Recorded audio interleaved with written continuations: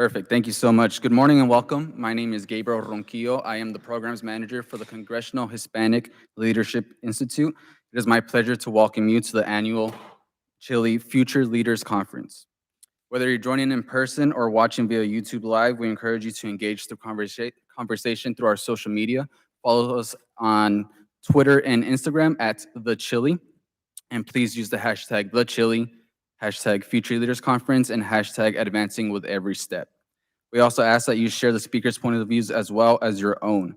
The program is being recorded on YouTube Live, and it will be uploaded in 2 weeks to our channel on The CHLI at YouTube. After a few discussions, we are going to be having a Q&A section. So if you have any questions during the panel, please go ahead and be ready for the questions, and we'll go ahead and send a microphone around. Now, I'd like to mention one last thing. If you haven't already, like I said, please register. We are going to have a giveaway at the end of the conference. We'll be giving away Starbucks gift cards to people who have registered. We'll pick at random. So if you're here at the end of the conference, we'll pick at random, and 10 people will win a gift card. Now, allow me to welcome our President and CEO, Marianne Gomez-Horta. Good morning, buenos dias. Can everybody hear me okay? All right. Thank you, Gabriel.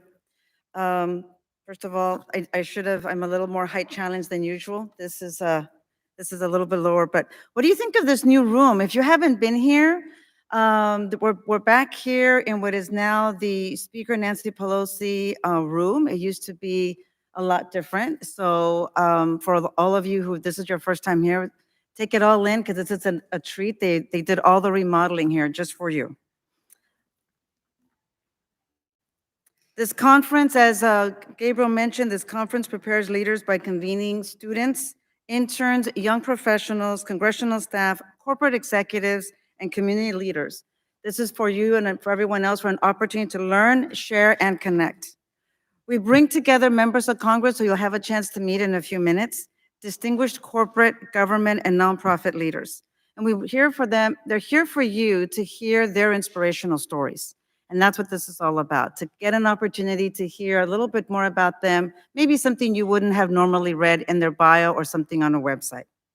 We encourage you, and we encourage you as well to also consider public service, leadership and entrepreneurship, among other topics that we're going to be discussing.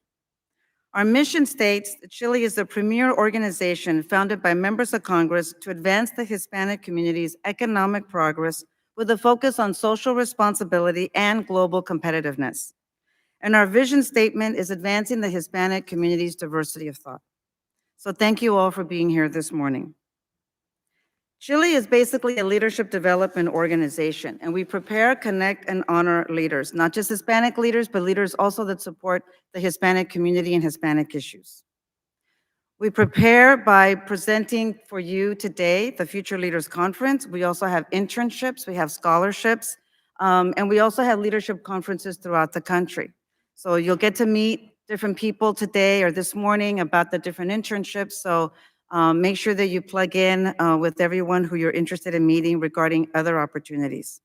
We connect people through our quarterly congressional policy briefings. We have special forums and discussions with members of Congress. We also have an annual Trade and International Affairs Symposium during Hispanic Heritage Month. So this is why the Future Leaders Conference has always been a special treat and very important for us. I'd like to take this time to thank the sponsors that make this possible. Target, the Ford Motor Company Fund, Amazon, Chevron, McDonald's Corporation, the Walt Disney Company, and Delta Airlines. Please join me in a round of applause to our sponsors.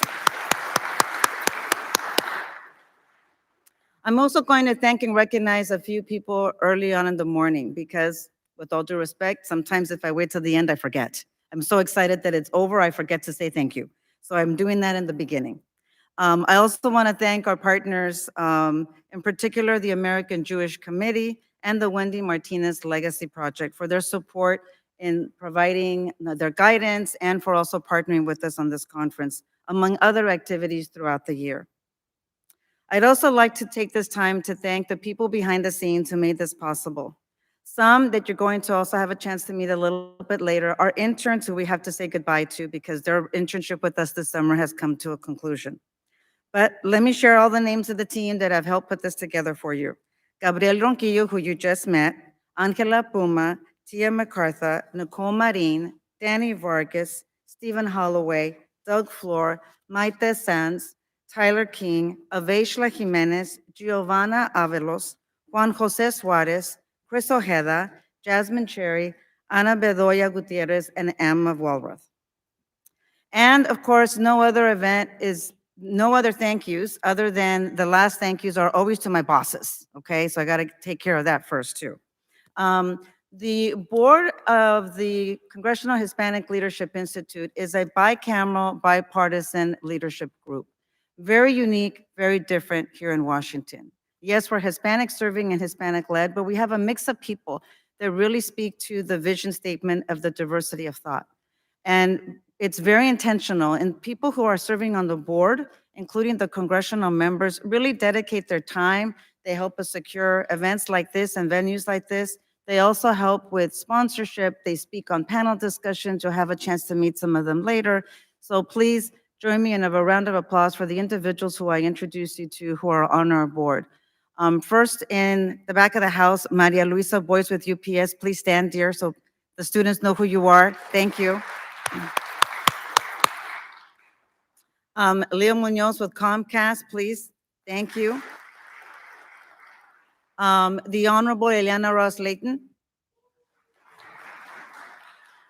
And from our advisory council, we have Nora Venegas with Tyson Foods. Thank you. I'm sure we'll have a few others come in, and when they do, we will introduce them. So today we have a couple of different things, as Gabriel mentioned. We've got a couple of presentations, some fireside chats, a panel conversation, and then we have an award presentation at the end. A reminder that this is a place to share and to learn from people who may have different points of view. So please be open to learn and be respectful of other people's points of view, especially if they're a little different than yours. And now for the first part of the conference, learning from our congressional members. Before we have our 3 congressional members, I'm gonna have the Honorable Eliana Ross Layton come up and speak to you. So as she's coming up here, okay, come on up, dear. Your backup guy. I'm gonna have her go first. Is that okay? All right, Henry Cuellar. Okay. I'm going to keep my remarks So- brief because the real star is here already. So the Congresswoman Eliana Ross Layton is a very, very special person to Chile. She is not only one of the 3 founders of the organization, of course, we refer to her as the Chile Madrina because of that. But she is also, let me see if anybody thinks of the trivia. So what was she first of as well? Yeah. Go ahead, we have a board member answering the question. Go ahead, dear. Well, what was she? She said first Latina. In Congress, yes. Yes. So Yay. along with the Congresswoman representing Cuban Americans in Florida, shortly after she was joined by 2 other wonderful women, Lucia Roy Ballard from Right, California and and Nidia Nidia Velasquez, Puerto Riqueña from New York. And so wanted to give her the opportunity to kick us off. And then, do you want to introduce Henry or want me I to would introduce love, her? Okay, whatever whatever you here. like. Okay. Well, floor is thank you yours. so much, Marianne. I love coming to Chile events. I'm no longer a member of Congress, but I still am a member of the Chile familia. And once you enter the orbit of Chile, you are always going to be part of esta familia. It's a very special organization. It truly is a bipartisan organization. It's the only one of its kind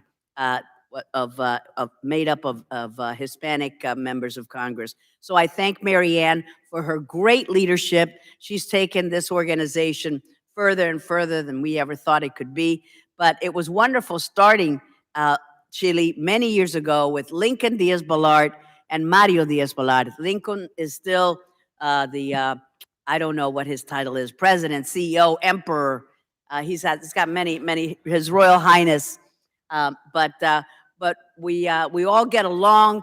and we're all very enthused about the mission of Chile, which is to empower young Latinos, give them a sense of what it's like to serve, to practice in public service, to serve in Congress, to help a member of Congress, to serve in a corporate environment as well. So I believe in the mission of Chile, and I stay very much involved. But now, so thank you for giving me that opportunity. But now it's my pleasure to introduce, where is Henry Cuellar? Now, Congressman Cuellar proudly represents Texas' 28th Congressional District. His academic journey, I'm stealing Mary Ann's notes, started with an associate's degree from Laredo Community College. I am a community college graduate as well, Miami-Dade Community College. And then, yay, Miami's in the house.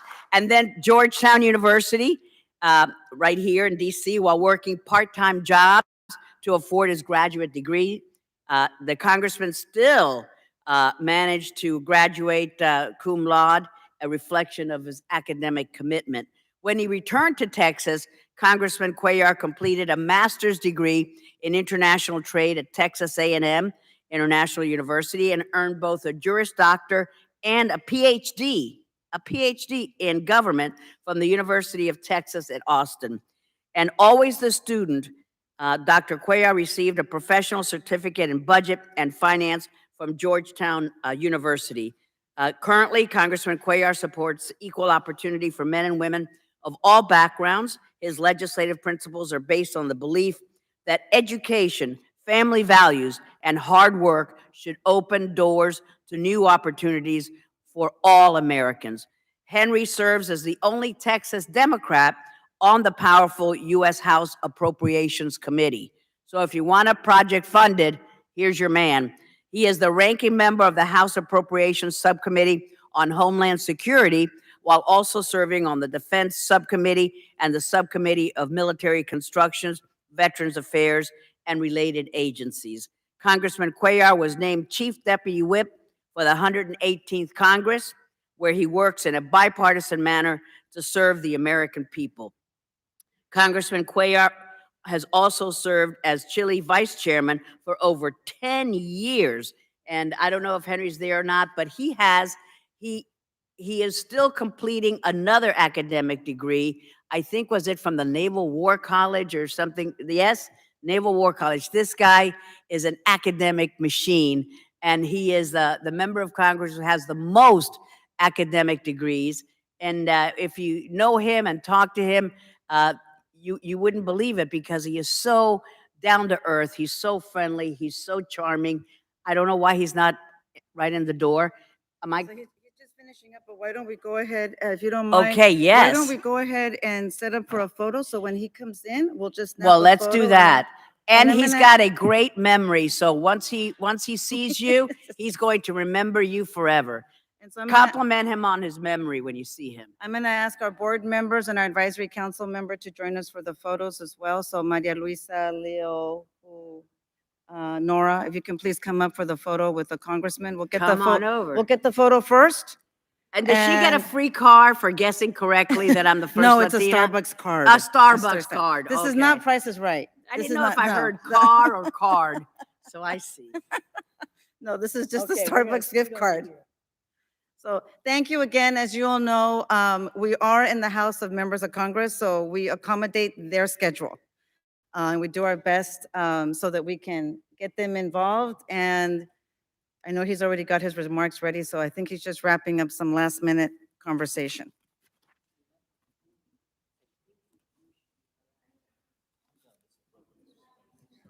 You want to go down that one? Okay.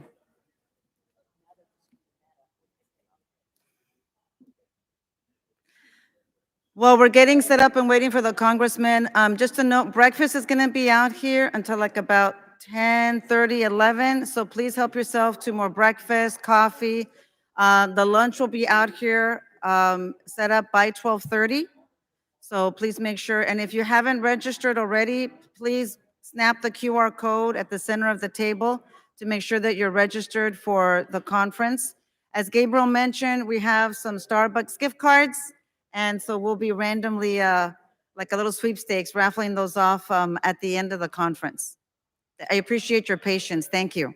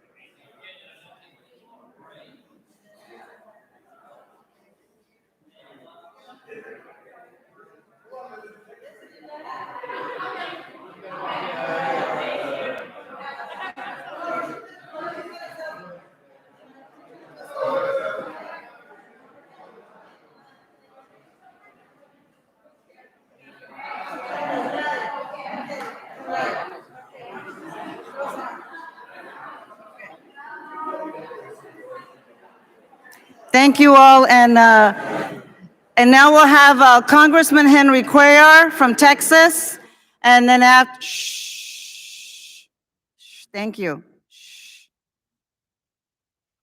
So now we're going to have Congressman Henry Cuellar from Texas, as the Honorable Ileana Ross-Layton mentioned and gave his little background, and then the Congressman will introduce his friend and the other CHLI Vice Chairman, Congressman Mario Diaz-Balart. Congressman Cuellar, the floor is yours.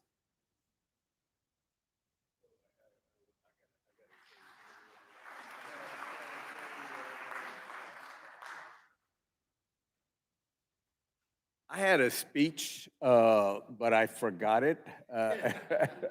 No, first of all, thank you so much for being here. I'm sorry I was a few minutes late. I saw my good friend. I thought she's going to take 30 minutes, so I decided to take a call with the president of the college. And then also they say, come back on that. But I do want to say it's so good seeing you again. And I'm sure at ACM and GUM, she's the hardest worker that we have there. And we appreciate the leadership that she provided. I'm bragging about you on it. And again, thank you so much. And again, thank you for the leadership.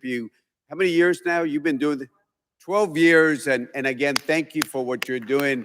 I just want to I'm going to introduce my good friend, Mario. By the way, you know who I have a meeting right now? It's an ambassador that, oh yeah. Anyway, so let me just briefly, I know I was supposed to give a quick speech. All I got to say, my fathers were migrant workers. They went only to a first and third grade education. They didn't know any words in English, but even though they were not able to get an education, they taught us the importance of working hard and getting a good education. And I think this is what CHLI wants to do, and this is what Mario wants to do, and this is what we want to do, is to make sure that you get an opportunity. What we want to do is provide an opportunity. After that, it's all up to you. But if we can provide an opportunity where you can learn and further your education, that's what we want you to do in this organization. And this is what we've been doing. Now, it's my honor to introduce my friend. It's an inside joke. It is. But let me just say this. He's the chairman of the State Foreign Ops, which is very, very, very important. And the work that he does has been just amazing, because one of the things that he does, he understands that money drives policy. And that's what we do in appropriators. And we always say that in Congress, you have Democrats and you got Republicans, but then you got appropriators. And by that, we mean is we want to make sure we put country before politics. And the reason I love Mario is that the work that he does always comes from the heart. And you can tell when somebody is doing it just to do it, or somebody that believes in something and believes in his the heart, the right thing to do. So ladies and gentlemen, my good friend from the state of Florida, I know he wants to be in Texas, but from the Florida, Mario Diaz-Balart. Thank you, Mario. Thank you. Before Henry leaves, I do want to thank you, Henry. He just talked about just a little bit. I wish you all had more time to hear his story. And he talked about the value of, his parents, who basically just worked so that the children could do better, and could, just have, frankly, a better life, right? But what Henry didn't mention is that he's a lawyer, obviously a member of Congress. You have a master or two? How many? Well, I got 5 degrees and I'm working on one more. I got bored, so I'm working at the Navy War College trying to get a master's there. Yeah, there you go. So, Oh. yeah, well, thanks for your service. But then again, Henry and I, as you can tell, we're actually really close friends, and we work together. And it's not that we don't have differences, but we find the areas that we agree on, and even on the areas that we disagree on, we figure out ways to make things work, right? And that's how this process is supposed to work. It's a privilege to be here with you, Henry, and I'm glad you mentioned Ileana Ros-Lehtinen. Thank you, my friend. Yeah. And those of you who have not yet met or do not know Ileana Ros-Lehtinen, who is one of the founders of this amazing chili. She, by the way, as you may know, first Latina woman ever elected to the U.S. House of Representatives. First. And an inspiration to all of us, one of the most effective members of Congress. I had the privilege of knowing her, frankly, my entire adult life. And she's really an inspiration. So if any of you get a chance to spend a little time with her, it's going to be worth your while. Marianne, thank you for your leadership as well, and for all the folks at Chile. 20th anniversary of Chile. This is a big deal. This was a dream by a few people that wanted to do something a little bit different than has been done in DC. Chile is the only truly bipartisan group up here. The board members are from both parties. We work together. The board has been an amazing asset, and they're so dedicated to this. And Henry mentioned there's so many things that Chile does, but I think among the most important things is the opportunity that has given for now 2 decades for folks to just really learn and experience and get an opportunity to really, further your life and your careers, either in the private sector or in the public sector. And I'll leave you with a couple thoughts. One of the things that I'm so proud of is, first place, I remember every single day that we have the privilege of living in the greatest nation in the history of humanity. And I always ask people, where as a Latino, or as anything, where in the world would you have more opportunities? Where in the world do you have the ability for social mobility? In the world, and not only in the world, in the history of this world, anywhere else, do Latinos or African Americans or Asian Americans or white, black, where else in the world, not that this is perfection because it's created by humans, right? But where else in the world do you have the opportunity for the social mobility that exists in the United States of America? And you know what the answer is? Nowhere. Nowhere. And that's point number one. Point number two is, don't ever let anybody tell you that you're a victim, that you're inferior, that because of your circumstance, whether it's your circumstance like Henry's family that started really working in the fields, right? Do not let anybody tell you that you're a victim. Your opportunities are limitless because we are privileged to live in this amazing country. And third, just know that all of these great things that this country is all about, it's not because of the nice buildings, it's because of the people. People who work hard, who understand what it is to live in a free society, who understand that opportunity has to be earned. And whenever you have some dude like me in a suit come and tell you, hey, don't worry about it, I'm going to take care of it for you, be a little skeptical. Be a little skeptical, right? But look, I want to thank all of you for being here. I want to thank all of you for taking this opportunity, and equally important, and more important, all of the folks, and I'll do that through you, right, my dear leader, all of the folks who make up this great organization and the board members. And thank you, because you are changing lives, and you are, frankly, again, continuing to build this foundation, which is the greatest country in the world. So thank you so much. Have a great time. Enjoy it. And next time you see Henry, tell him I did better than he did. Thank you all. Thank you all. Okay, and I think, so thank you again to Congressman. Let's see, show of hands, who is here from Florida? Oh, good crowd. I love it. Very cool. All right, so next we're gonna have, let me look here because everybody introduced each other, so I have to skip that part. Okay, so let me see, let me check in with my team here. Do we have the next congressman here yet? No, is he on his way? Yes, okay. So I'm gonna share a little bit about my story while we wait for the congressman. So Anybody here from California or have relatives in California? Yes, my people. Okay. So I am from Stockton, California. My parents were farm workers as well, like Congressman Cuellar's. My father is from the state of Michoacan in Mexico. And oh, we have some Michoacanos here. Wow, okay. Okay, I'm gonna just put this out there. My dad was from Acuitzio del Canje. Does anybody even know where that is? You do? Oh my goodness. Okay, we gotta talk afterwards. From Guanajuato. Okay, okay. So my dad's from a little ranch. You know, it's kind of one of those like if you're driving on a freeway, it's got like one little sign, and if you don't look for it, you just pass right by it. So my dad's the eldest of eight.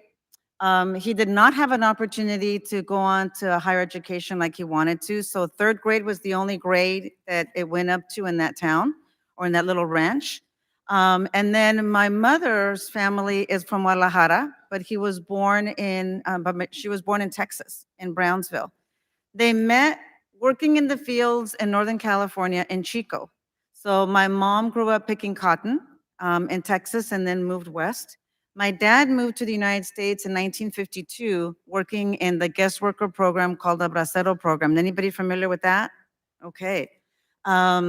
So they met working in the fields in Chico because my dad came through that program. And in that particular program, and you may hear some other people refer to this, especially when it comes to agriculture, is that there used to be this guest worker program. And so what it meant was my dad came to the US and would work in a certain location, and then he would go back to Mexico and kind of check in. And then every time he came back to the US, he brought another brother.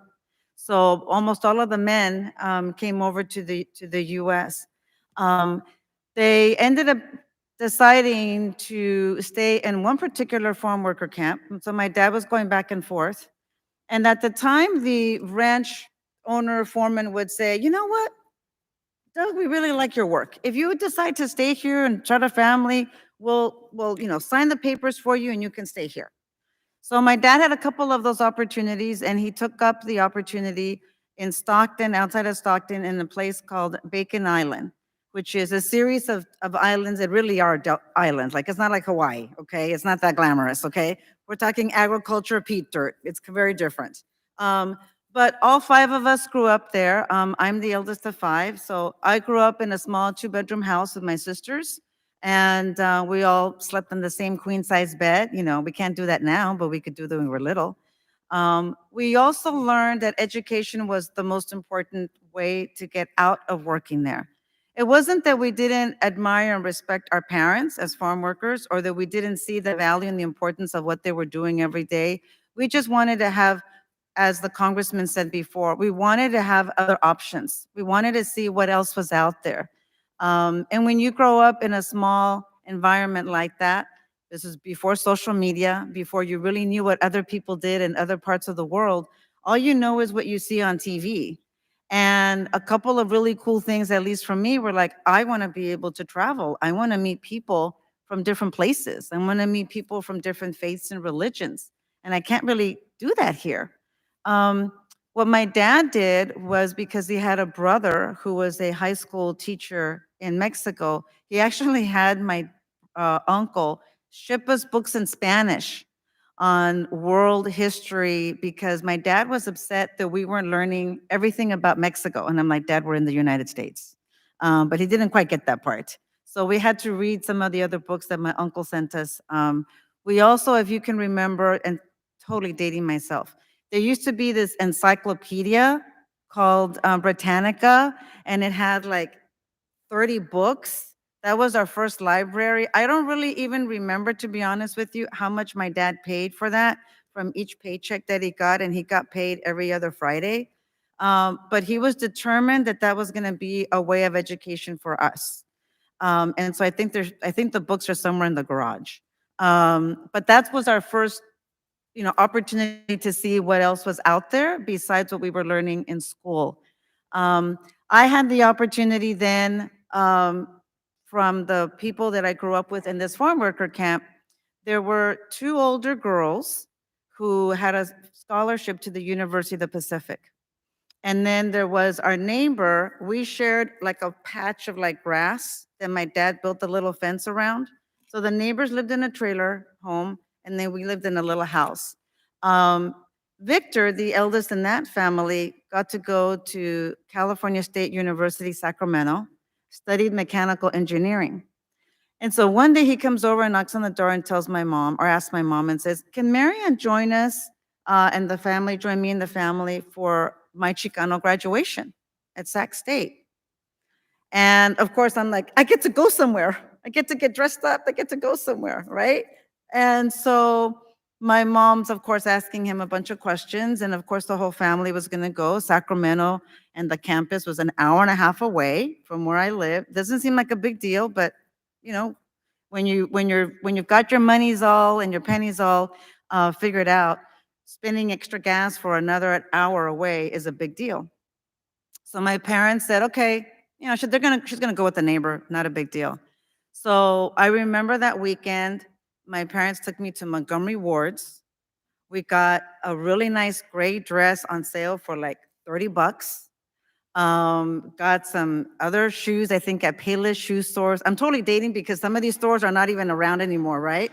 Um, and then I don't know where we got like a blazer, cardigan, something like that. But I know it wasn't at Montgomery Ward. So had to make sure that we were gonna, represent well. I go with the family. We go to the university, and it was the first time that I ever was in an event like this. They had tables, they had really nice tablecloths, they had floral arrangements. Everybody got greeted by their first and last name. There was the university professor was there, all of his professors were there. Um, a huge number of Chicano, Latino, Hispanic students were there, and their parents, because this was a special, unique graduation ceremony just for the Chicano Latino students. So I got to hear all of their stories. I got to meet other families. And that really was the moment where I remember going back home and thinking, I want to get to the university and I want to graduate with all that fancy stuff. And everybody talks about each other and everybody congratulates each other. We got to hear where all the students were going to go afterwards. Victor ended up working for Lockheed and went on to get a master's as well in mechanical engineering, then went on to get an MBA as well. So he and these other two girls that went to the University of Pacific were the ones that kind of started like our little movement in this farm worker camp to encourage us to go to school. And I share that also because you never know who is going to be your inspiration. Maybe it's through the internships and the times that you've been here on the Hill or the summer or the first job that you have now, or it could be a neighbor. It could be somebody else's family. Not all of us have the same type of family structure. Not all of us have the same type of support as well from our family, and that's okay. That doesn't mean that they're wrong. It's just different. It's just different circumstances. It's a different time. And so keep in mind that everyone does their best with what they have at that time.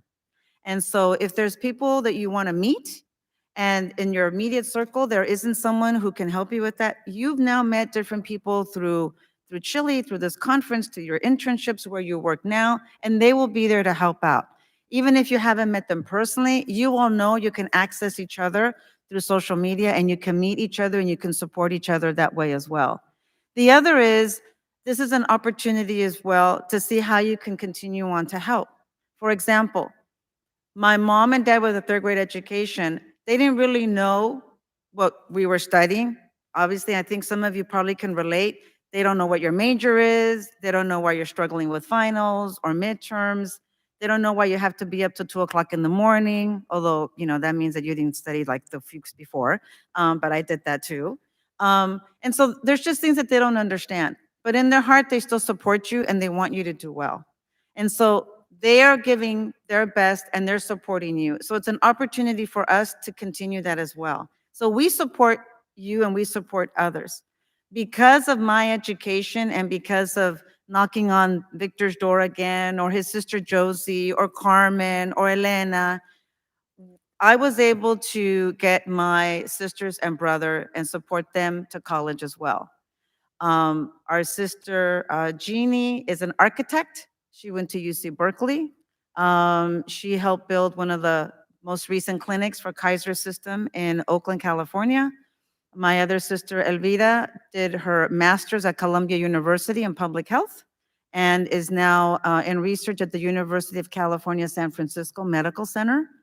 The last sister, Maggie, studied journalism and marketing at the University of California, Santa Cruz, is now a vice president at a bank in San Francisco. She met her husband in UC Santa Cruz. And then our brother, the only gentleman in the family, other than dad, went to CSU Fresno, studied business, and now he's a regional manager for United Rentals after working in the brewing industry. So we've all been really blessed with college degrees. We also now help others through college degrees, through financial aid questions. And interestingly, even though mom and dad didn't go to college, they understand more now. And so it's kind of fun to listen to them on the phone, tell the comadres and the friends, oh no, this is what you got to do. And this is what you got to tell them. And it's okay if they don't call every day. And, all of that other good stuff. So I encourage you to, one, be open-minded, always follow your heart. Now I'm blessed with meeting people from around the world, learning about different religions, different faiths, learning about different languages. It just was in a different way than I thought. God answers all the prayers. You just have to be ready to receive him. So be careful also what you pray for. So with that, I'm going to just pause and see where we are, if the congressman is almost here. If not, we'll get started with the next part of the presentations. Not here yet? Okay. So we're going to move on with the next part of the conference. And when the congressman comes in, we'll pause then and hear his remarks, and we'll just keep the show on the road. All right? Okay. Thank you. I just got to make sure I tag my little page here so when he comes in. And I think we're ready for the presentation for the next round, right? We're ready to go? Okay. All right. So the next part is introducing our next speaker and presenter. So this is a good treat for us. It's my pleasure to introduce you to Douglas Floor. He earned a PhD from the University of Georgia and an MS and BA from North Dakota State University. Anybody here from North Dakota? South Dakota? No? Oh, no, okay.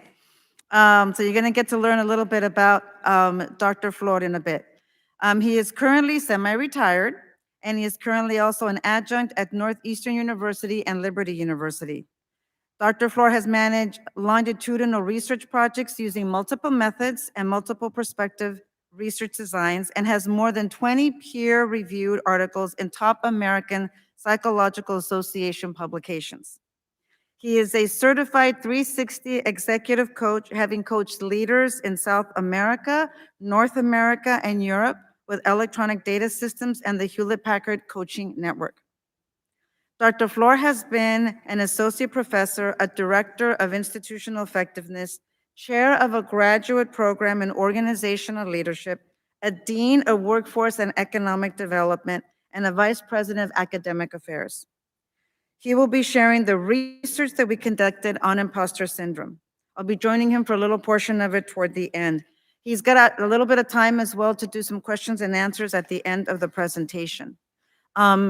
This particular research was really important to us. He's going to mention it in his research, but just to kind of give you a little bit more texture, we really ran into a lot just before the global pandemic shutdown on imposter syndrome, and what the effects were with our Hispanic students, both in person and through the virtual programs that we had.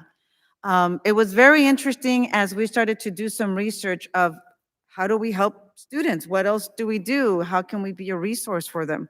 We discovered that there was actually not a lot of research in this area, specifically for Hispanic students. So we decided to put together the research together and then be able to go ahead and present that to you today. Before I bring Doug up, I see that our next speaker is here, our newest member to our CHLI Board of Directors, so let me introduce him. Let me go back to a couple of pages here.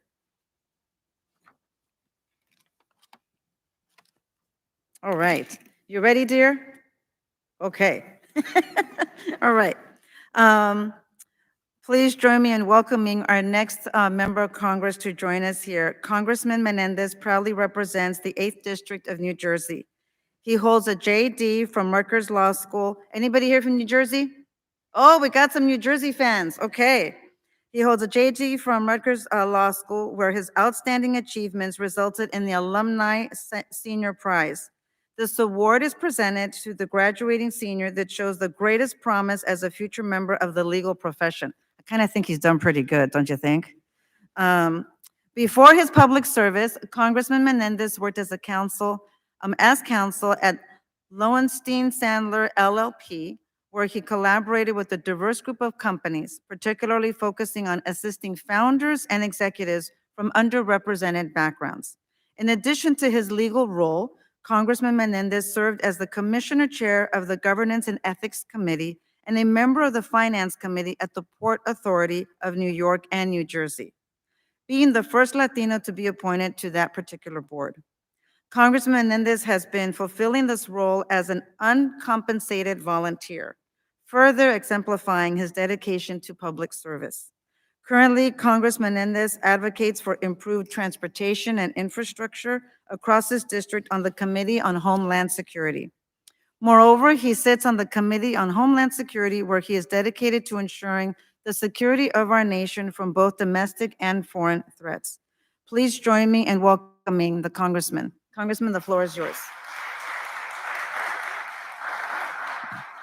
Now, I'm also going to tell you that afterwards, I'm going to have the board members come up and take a picture. Oh, yeah, of course. Okay, so no te me vayas. Okay. Thank you so much. Okay. It definitely feels like an academic setting where people sit in the back of the room, not towards the front. So I can appreciate that. I still have the night terrors about missing an exam or not being prepared for an exam. So anyway, it's good to be with all of you. Thank you for having me. I'm proud to be on the board, CHLI. It's one of the things that I believe most in. The district I get to represent is where I grew up. 43% of the people that live in the district were born outside the country. It's a majority minority district.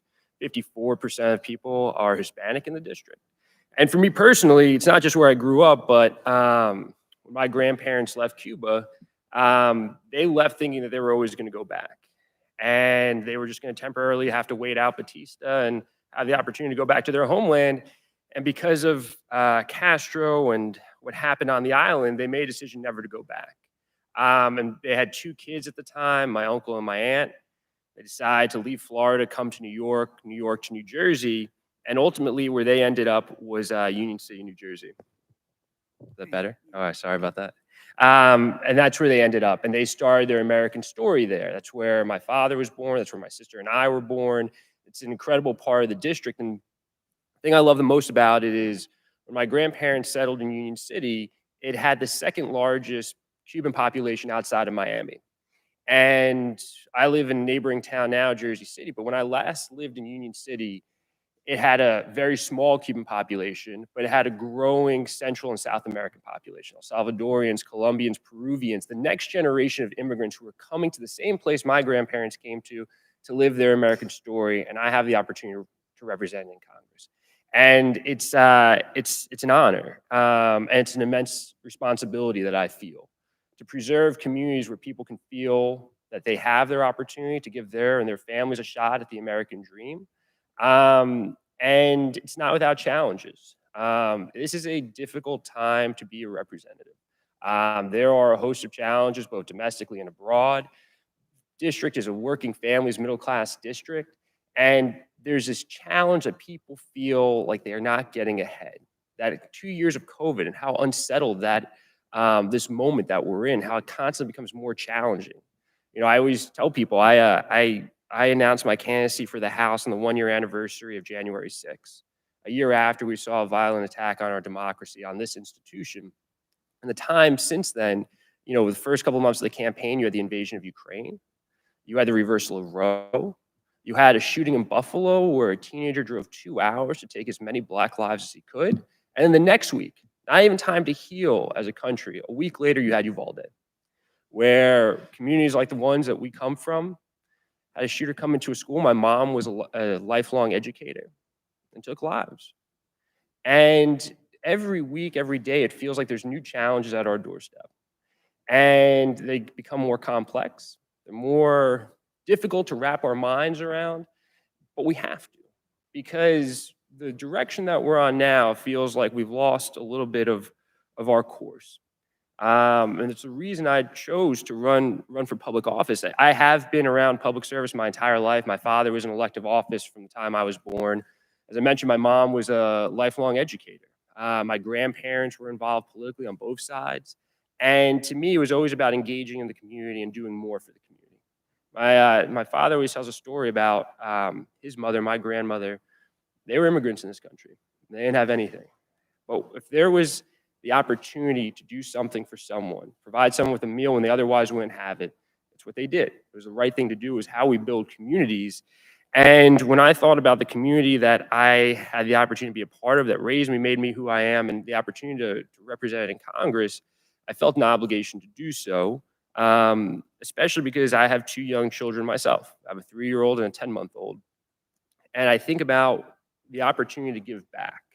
And it's why I wanted to be here today and talk about these experiences, talk about the moment that we're in, because we need more people to buy in, to participate. Because in a democracy, when people feel like there's challenges, the environment is toxic, and they don't participate, we leave the future of this country, we leave the future of our communities to people who may not have the best interests in mind.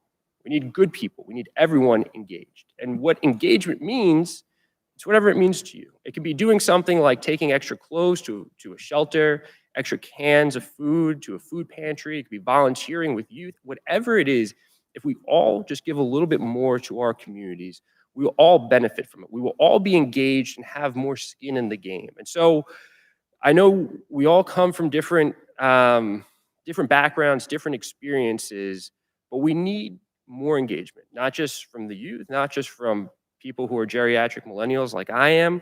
We need everybody to be in this game right now.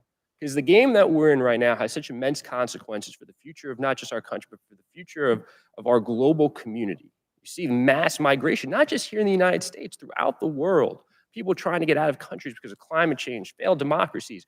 We live in a very dynamic moment. And the more people who care about the future, that invest in the future, the better that future will be. The more it will reflect our values as opposed to a smaller group of people who have louder voices. So I applaud you for your interest, your passion. I encourage you to do whatever you can to continue that. One of the things I love about being here is how many great people want to be a part of this institution. Not the members. Members, there's a weird mix of members, but the people on staff, the people who work on committee, the people who work throughout the halls of Congress are incredible people. They're incredible public servants. And so as you think about charting your own course, giving back is recognized, it's appreciated, it makes all of this work and function. And when you come from different communities and you invest in public service, it gives your community a seat at the table. It makes our government more reflective of the communities that we come from. And it's critical that we do so. With everything that's on the line, more good people, younger people, invested in what we're doing will make us all better off. And I'm here to be helpful any way I can be. Never hesitate to stop in our office, 1007 Longworth. Talking with students who want to do public service is refreshing. It's rewarding. It makes every day feel worthwhile. And it gives me a great sense of purpose to be able to help the next generation have the tools that they need to succeed and be a part of this endeavor. So I appreciate you all so much. I appreciate you having me. And like I said, never hesitate to think of me as a resource and love to work together moving forward. So thank you all so much. Thank you. Yeah. I'll take the picture over there.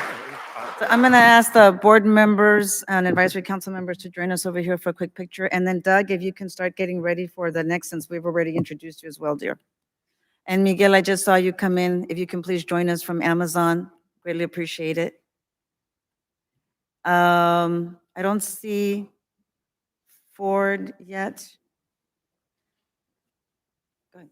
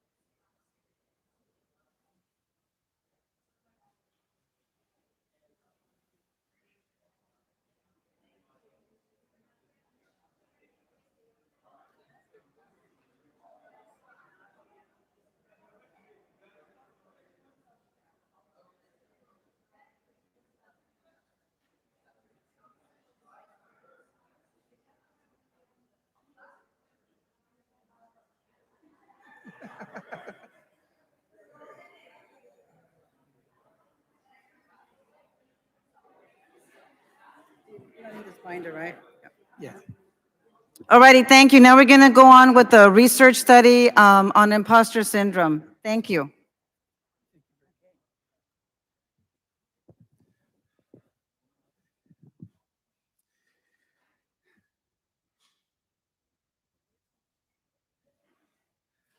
Good day. Thank you for having me here today, and thank you for letting me be a part of CHLI and their research project on the imposter syndrome.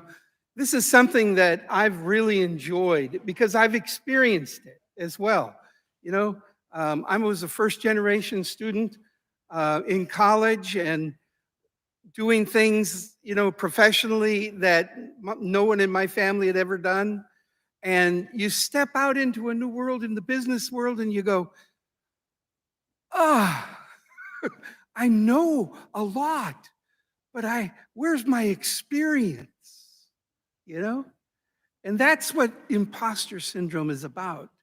It's about that I know a lot. I've gone to college. I've learned these things. And today, I think you young people learned a whole lot more than I did when I was your age.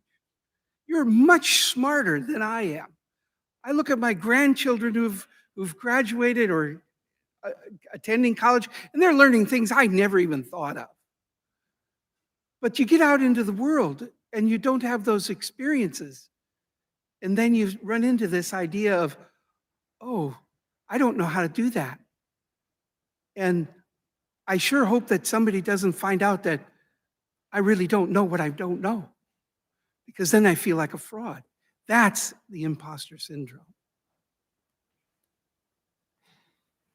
In the imposter syndrome research, it started about 45 years ago by a researcher by the name of Pauline Clance and Suzanne Himes, where they published the first article on imposter syndrome. They found that they were studying these women who were highly professional, highly skilled, very knowledgeable, but experiencing this idea of, I just don't know what to do. I don't know what I don't know. And afraid that they were going to be found out as a fraud. That research steamrolled and started a whole bunch of other work. For 45 years, there have been about 45 articles written about imposter syndrome. Only one that looked at enough Hispanics to include the Hispanic and Latino community to be able to provide results. Only one in 45 years. That's how unique this work, this project that CHLI has started is. Over the years, there have been conflicting results about gender. Some research has said, yes, there is a gender effect. Some research has said no. Others have talked about, well, it seems like it's all about self-esteem and maybe some of these other variables in psychology. But then they found that through some other studies where they were able to demonstrate the discriminant validity and that it really is existing. Other researchers in the last 5 years to 10 years have said, well, it's not just enough to know about it. What can we do about it? And they've come along with some ideas about how to step ahead. And Mary Ann's going to join me later on that part. So CHLI got curious. How can we help these young people who are coming to have these experiences here in Congress and learning how to do these things that we do to help and serve others? How many of you on your first job out of college felt that same way? Yeah. How many of you felt that in college? You didn't know the right questions to ask simply because nobody had ever gone to college in your family before that. That's confusing. And so just being curious, I admire the venture that CHLI set out to do, to understand. So they started this study in 2020. They wanted to look at things like age, gender, first generation, ethnicity, and do the experiences of the Hispanic Latino population differ from the non-Hispanic Latino? So they ended up with 237 participants in a study. They were recruited all sorts of social media and through the work of people and just, hey, have you heard about and can you go fill out and those kinds of things. They were also in the 2021 and 2022 leadership conference, just like this. People were encouraged to participate. It wasn't just about the Hispanic community, but others were also invited, which allowed something very unique, which was a true comparison between Hispanic Latino population and those who were non-Hispanic Latino. And yes, it was a convenience sample.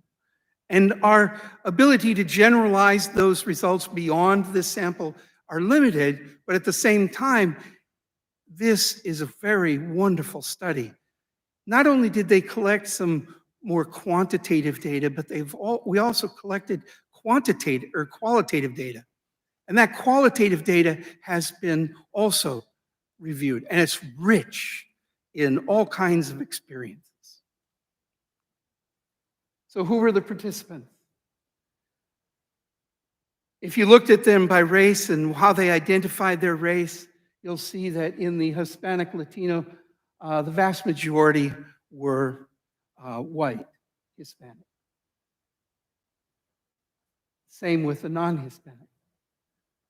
Next was for the Hispanic, it was unidentified, and it was probably left unidentified simply because they identified as Hispanic Latino.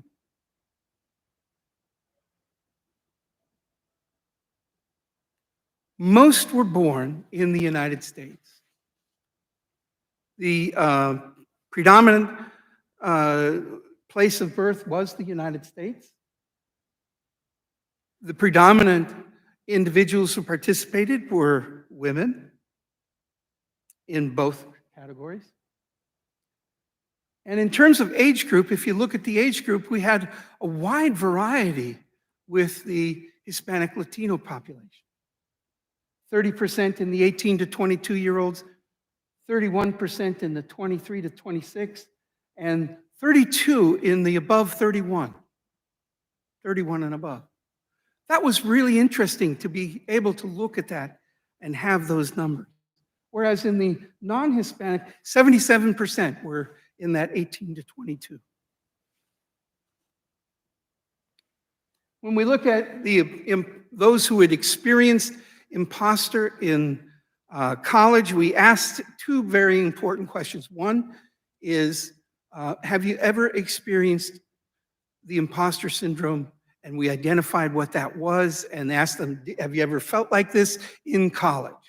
And they said yes. And if they said yes, then we asked them to explain it a little bit and give us a few sentences. And people wrote a few sentences of wonderful data.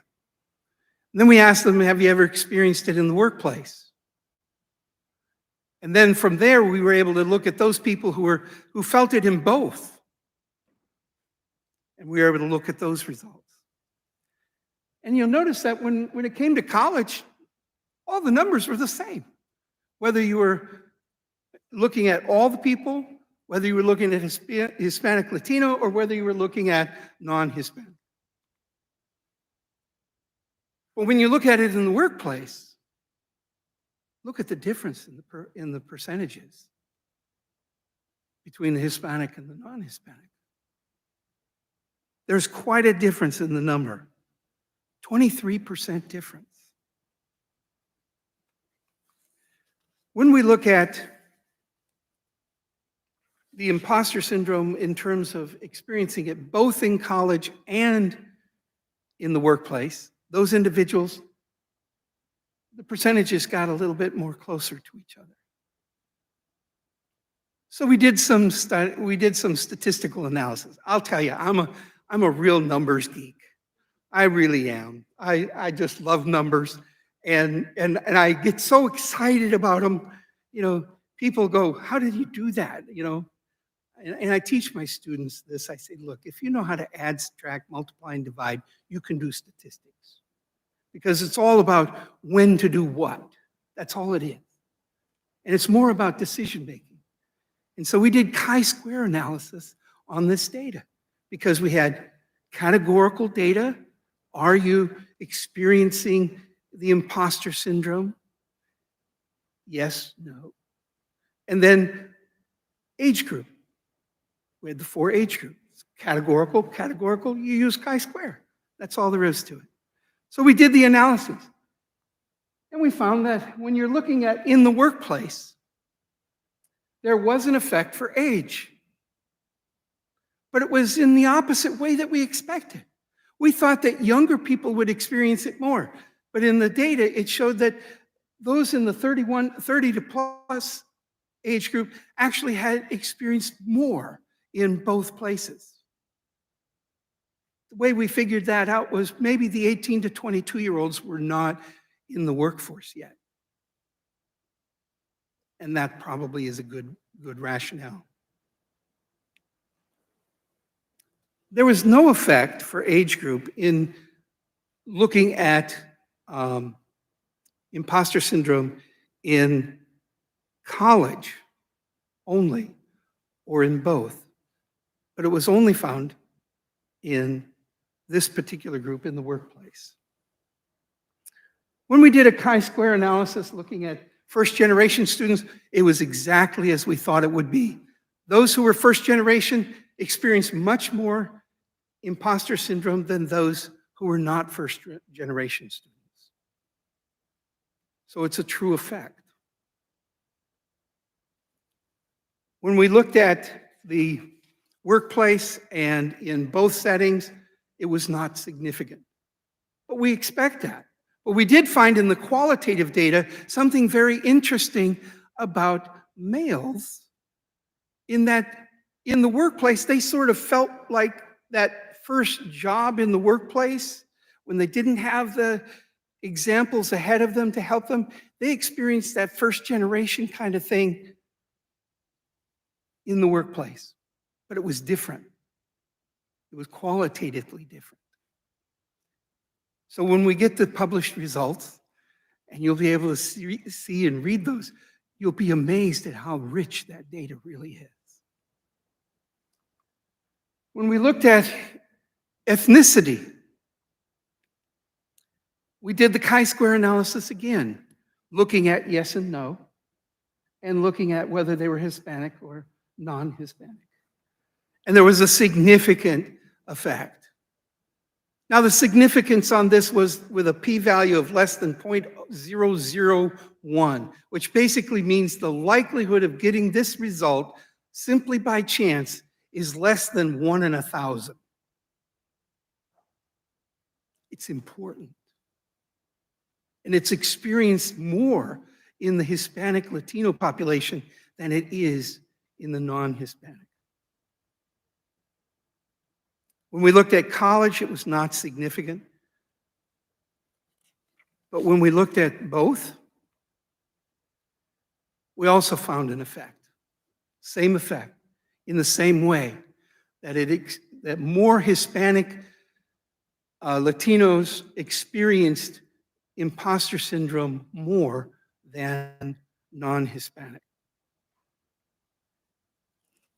This led us to think about a post hoc analysis, where we decided to take a look at just the Hispanic Latino population.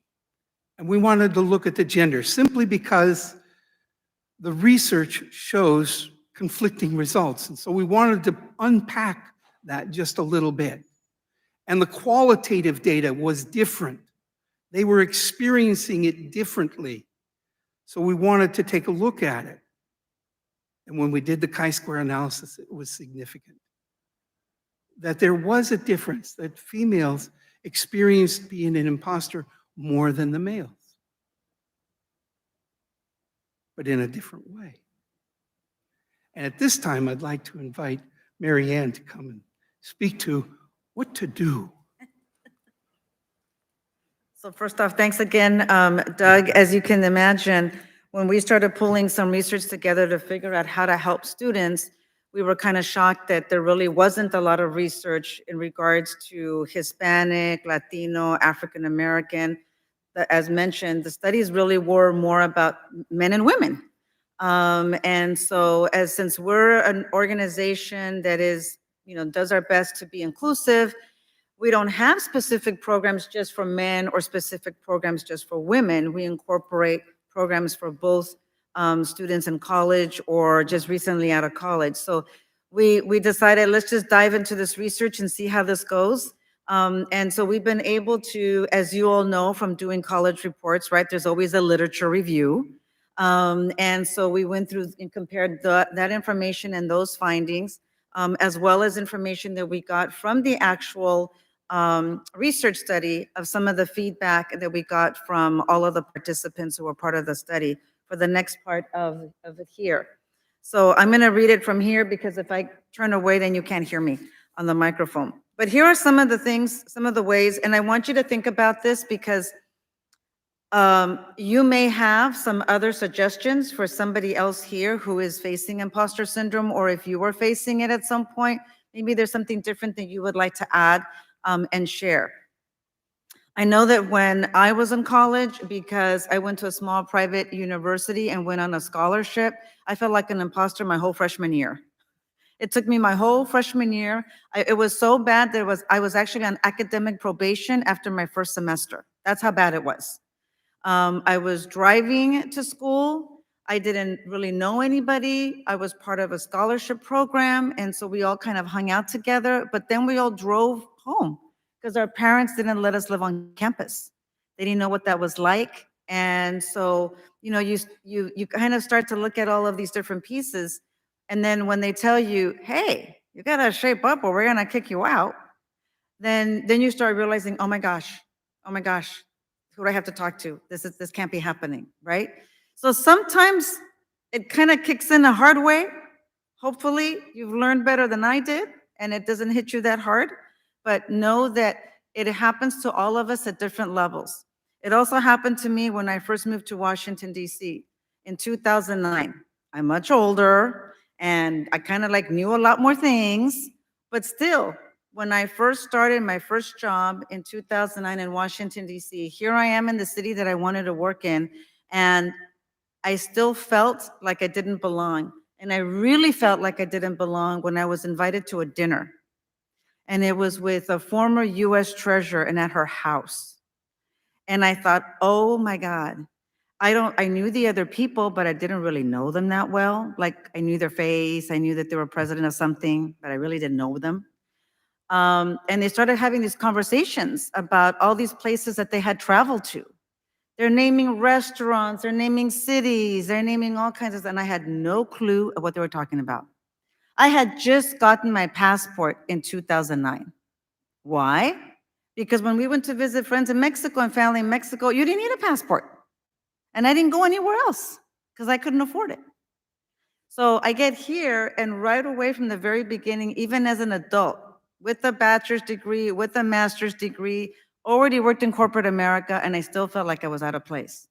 So I share that because it happens more than you think. People just don't feel like talking about it, right? So we were asking people to share.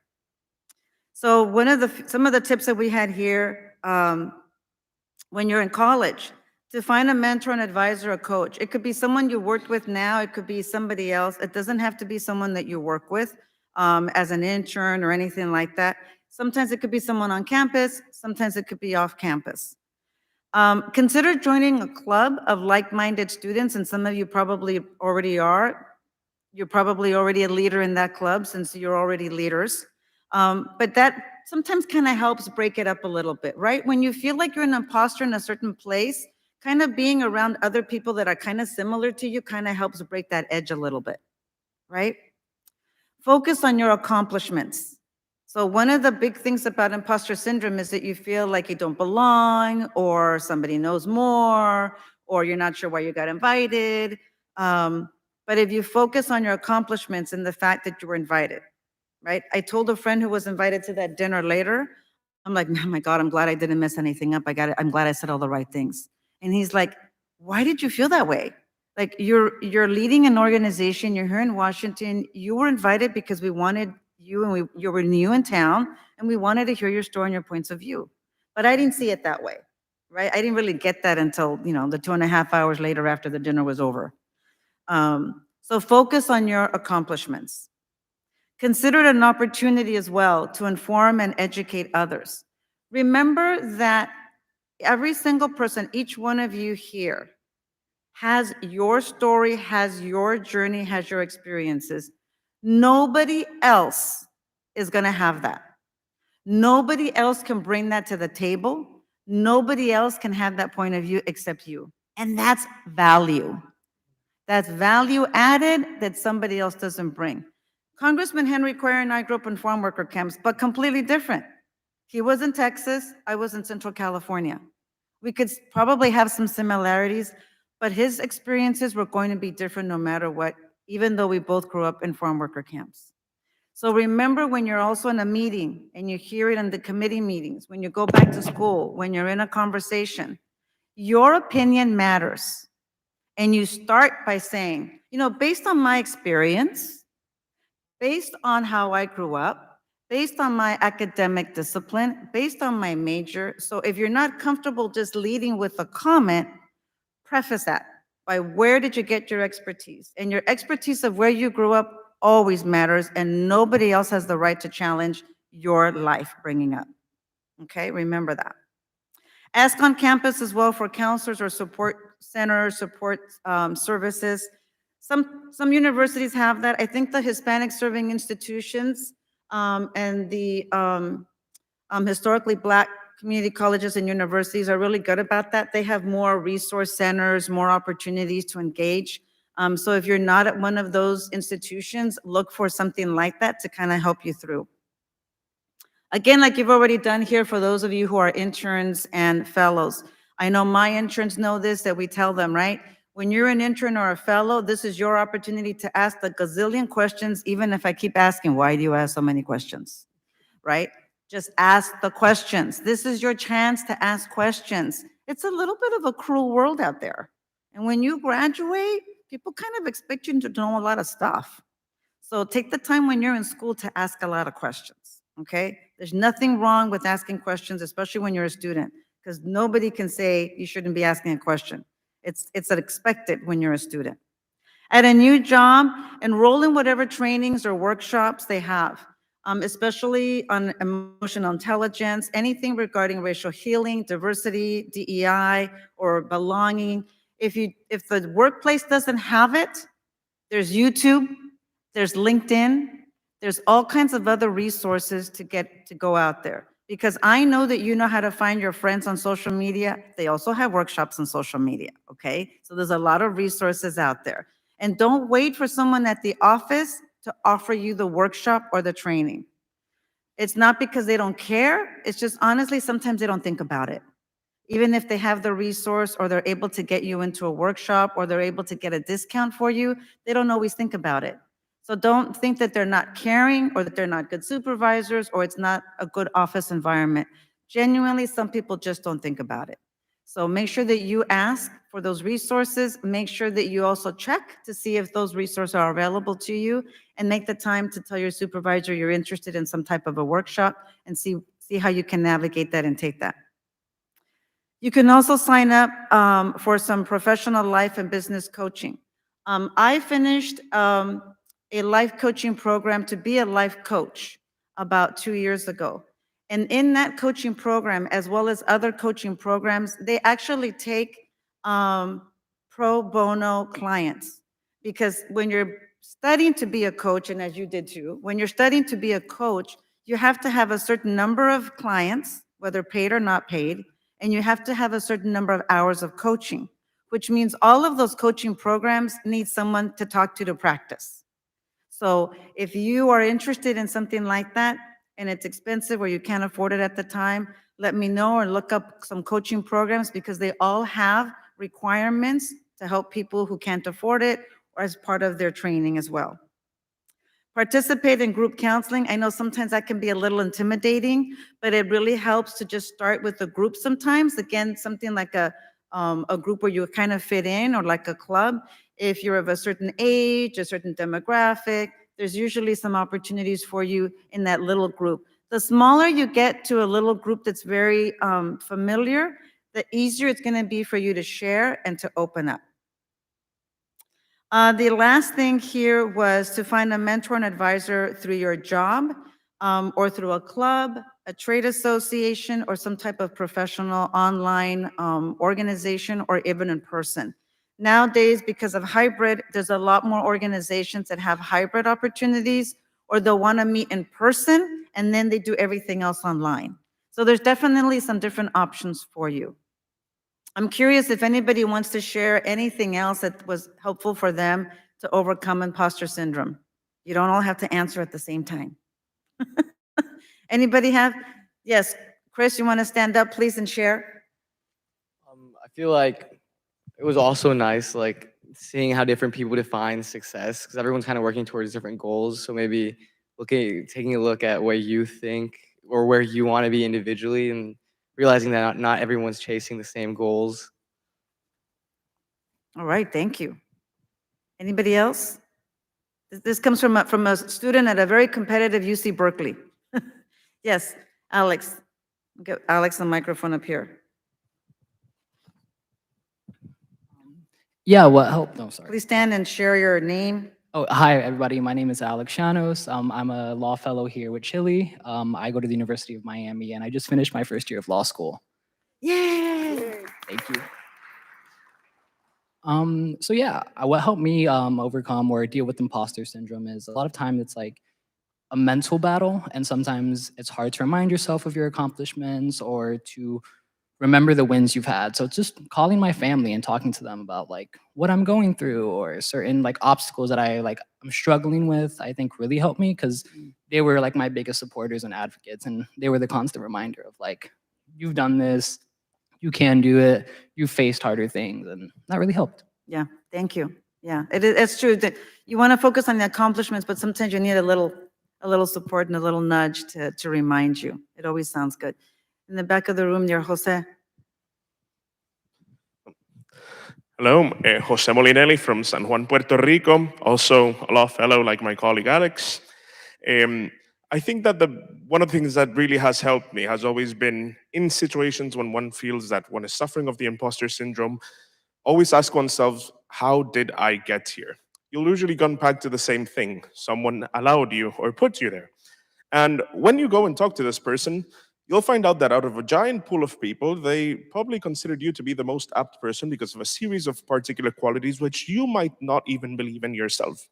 So usually when you make that referencing to why other people had trust in you, why other people had confidence in you, which is ironically the same reason why many of us get the imposter syndrome, it's reaffirming to think that you are unique and that you have your own traits, and that the reason why you're there is because you were considered the most apt. And that does reinforce your capacity to exert the role. So always question yourself, why are you here? And you always go back to the same answer, because people see value in you. Thank you. Anybody else care to share? Yes, dear, a microphone over here. Hi, my name is Claudia Zamora. I'm the founder and CEO of Zamora Consulting Group. I actually worked for PricewaterhouseCoopers for 12 and a half years, and then decided to go for my own because I thought it would be better. But as Maria knows, I'm also on the board of the National Hispanic Medical Association. And when they asked me to join Dr. Rios, I kept telling her, I'm not a doctor. Like, what do you want me on this board? And it was through my work and my experience that all these doctors thought that I would bring something to the table. So I think now I finally decided, okay, I think I belong here. But sometimes it takes a while. And I'm a professional. It took me a very long time to accept I belong here. So Thank you. Anybody else? Yes, dear.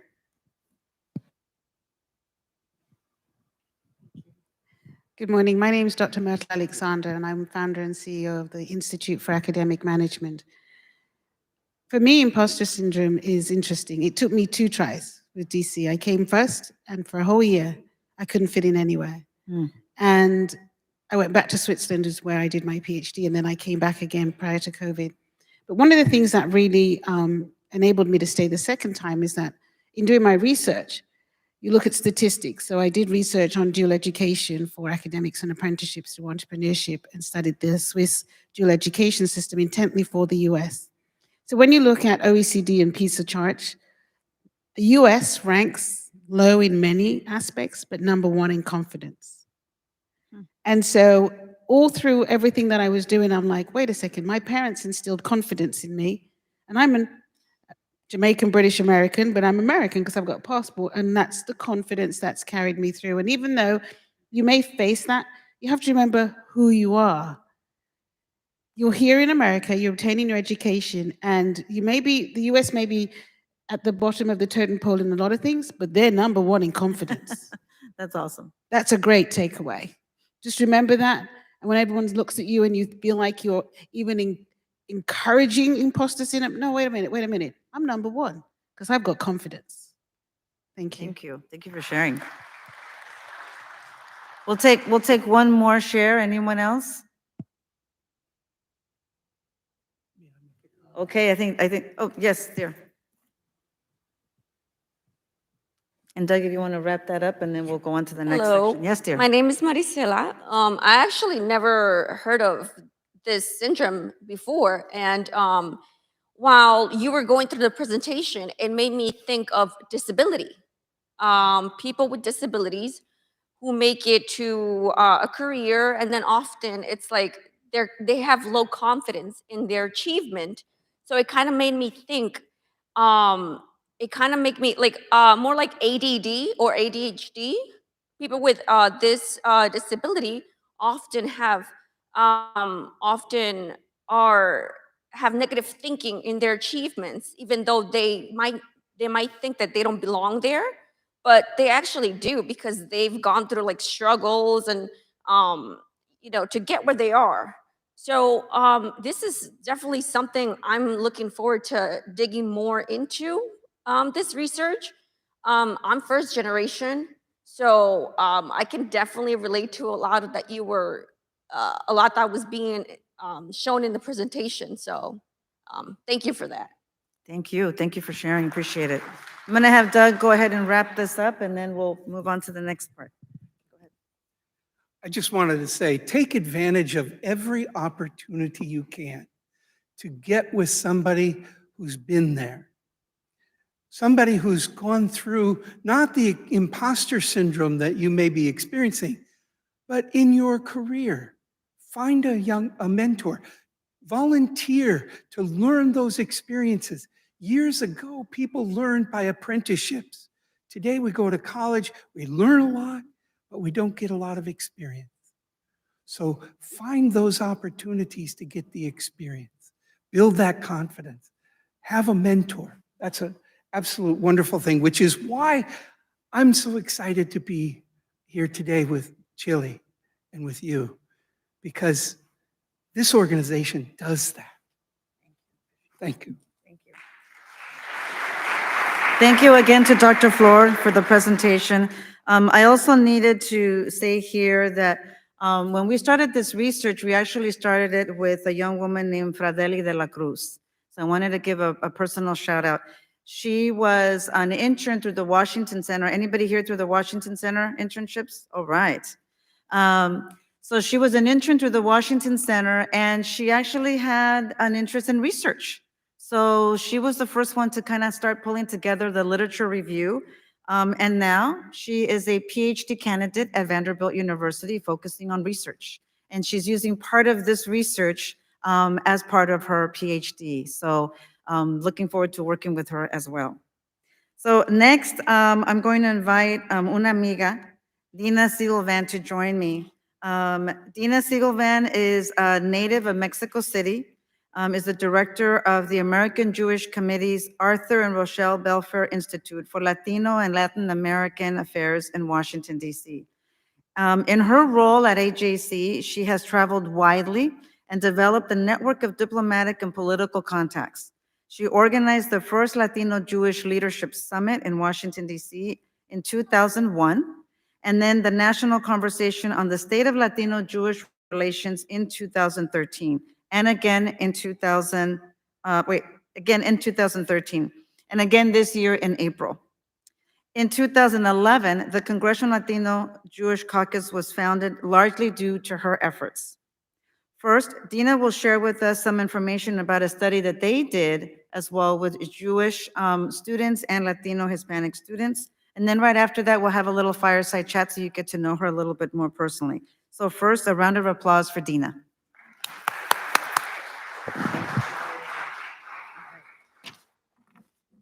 Good morning. Thank you, Marianne. Thank you so much for inviting us today, for your friendship, for your partnership, and we're delighted really to be with all you emerging or emerged Latino leaders, young Latino leaders. We also have a cohort of Jewish leaders, our Goldman Fellows that are with us today, and we wanted to make sure that when we talk about Latino-Jewish relations, we are really practicing it, and that we have, also representatives from our small, young generations here. Just some words about AJC for those who don't know. The American Jewish Committee is the preeminent global Jewish advocacy organization. We were founded in 1906 by a committee, that's why it's called the American Jewish Committee, a small committee of German Jews very concerned about anti-Semitism in Europe. And they decided that they were going to advocate before Congress and in American society for the well-being of their compatriots.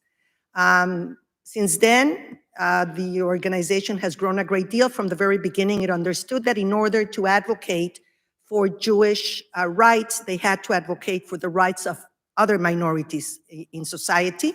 And that has been a hallmark of our work.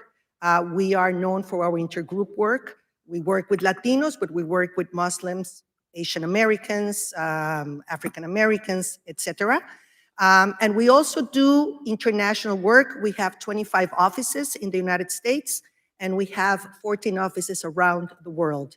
So we really are all about building bridges and finding common ground and convening different interlocutors to the table to find how to advocate for democracy, for human rights, for liberal values, things that are very important for minorities to be able to exist and thrive.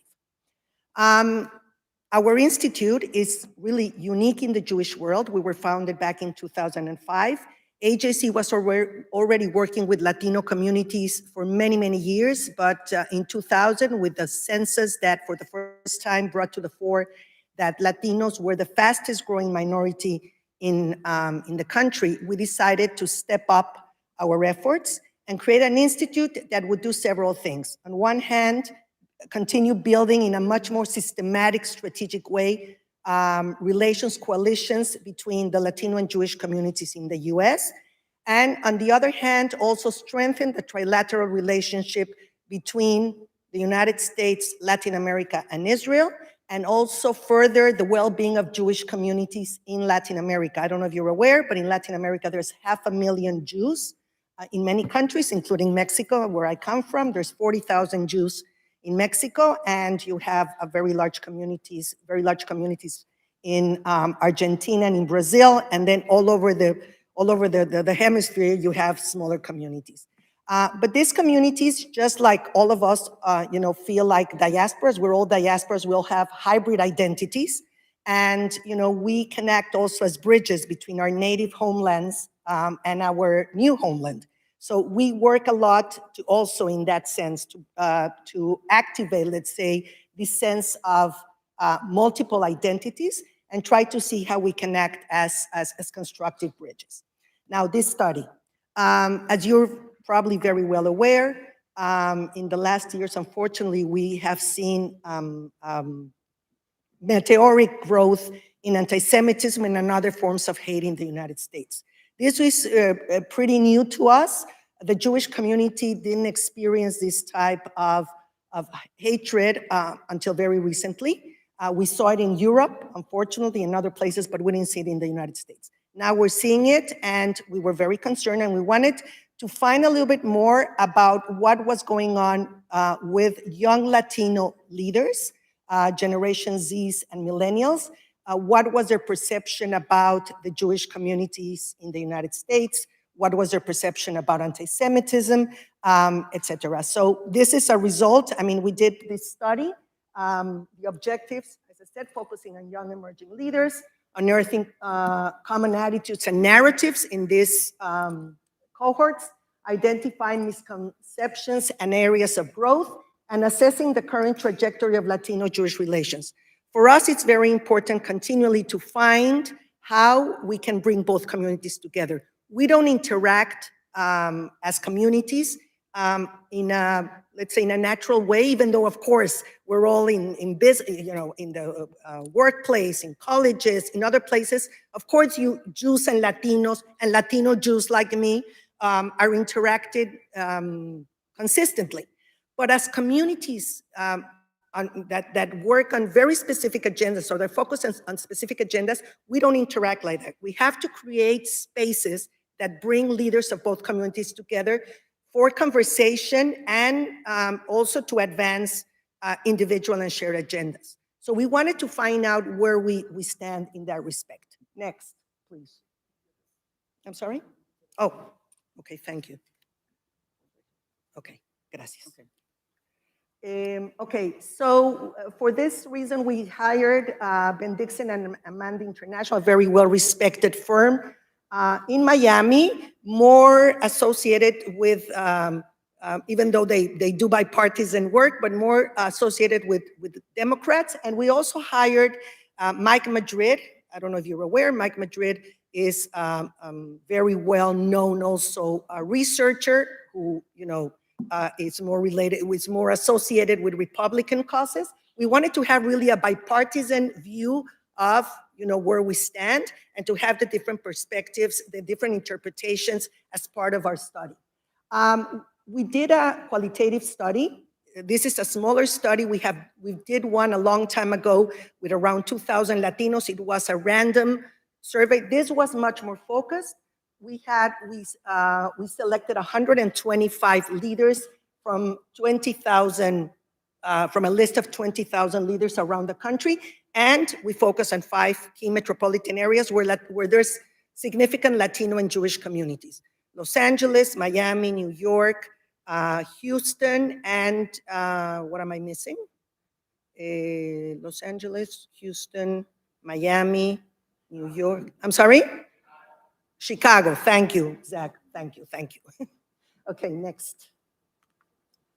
Okay, so the first thing we wanted to find out is, are Jews seen as minorities or not? Because when you talk about minorities, generally you talk about the, you know, you talk about the African-American minority, you talk about the Muslim minority, but generally Jews are not seen as minorities.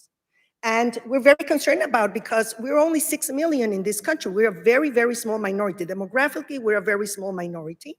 And somehow, you know, we have lost this identity as a minority. And why is it important to be seen as a minority? It's important to be seen as a minority because also when we relate to one another, you know, we want to feel that we're coming from the same experience. We come from an experience, many of us, of persecution, of otherness, of, you know, and we want to make sure that we can create this sense of empathy among us. But if Jews are not seen as minorities, there's a problem. So what did we find out? That we're seen as another form of white person. And I don't know if you're aware, but Jews are very diverse. I mean, you see a lot of Jews that are like me, that are kind of white, you know, Ashkenazi, coming from Eastern Europe. But there's many other Jews that come from the Middle East that look completely different. And you have also Ethiopian Jews. You have Jews that come from many different places. And it's very important, and Latino Jews as well, you know, that also come from a different place. So it's very important that, and it's, this onus is on us. We want to make sure that this diversity within the Jewish community is amplified, and that, you know, we can show that we are a diverse community, because otherwise, you know, we are packaged, or let's say we're put in a certain category, And, it's not a constructive, let me say, category. We can talk more about it in a little while. Says, do you think the Jewish communities currently experience significant levels of discrimination in the United States? No. And this goes against the facts and it goes against the numbers because the FBI has shown consistently that Jews have been the group that has been suffering more religious discrimination, not necessarily racial discrimination, but religious discrimination. We saw it in 2021. There were attacks against and continues against religious Jews in New York, in Los Angeles, etc. So, and as you remember, there's been attacks against several synagogues. So, this type of violence, we haven't seen it. It's unedited really in this country. So therefore, we were a little bit surprised that, our Latino interviewees didn't see the Jews as currently experience significant levels of discrimination in the US. What would you call, but the good thing, I don't know if it's a good, a positive sign. What would you call discrimination against Jews? Most Latinos were aware that it's called anti-Semitism. So it's not as though there's not awareness that something is going on and that it's called anti-Semitism. But somehow, the gravity of the situation is being lost on our community. And now I'm talking as a Latina, on our community. Why is that? Okay.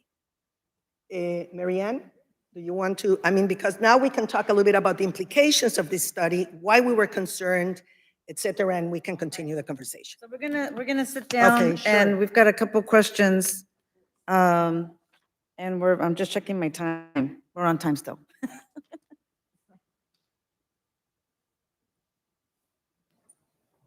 Right, so we just have to have the, préndele allí. Yep. Oh, ya le Okay, prendimos. all right. So you see what happens every time you know that there's somebody who speaks Spanish, right? You're like, Exacto, so you go- and you end up inmediatamente a las going between the two raíces, languages. vámonos a las Yes. raíces. Totalmente.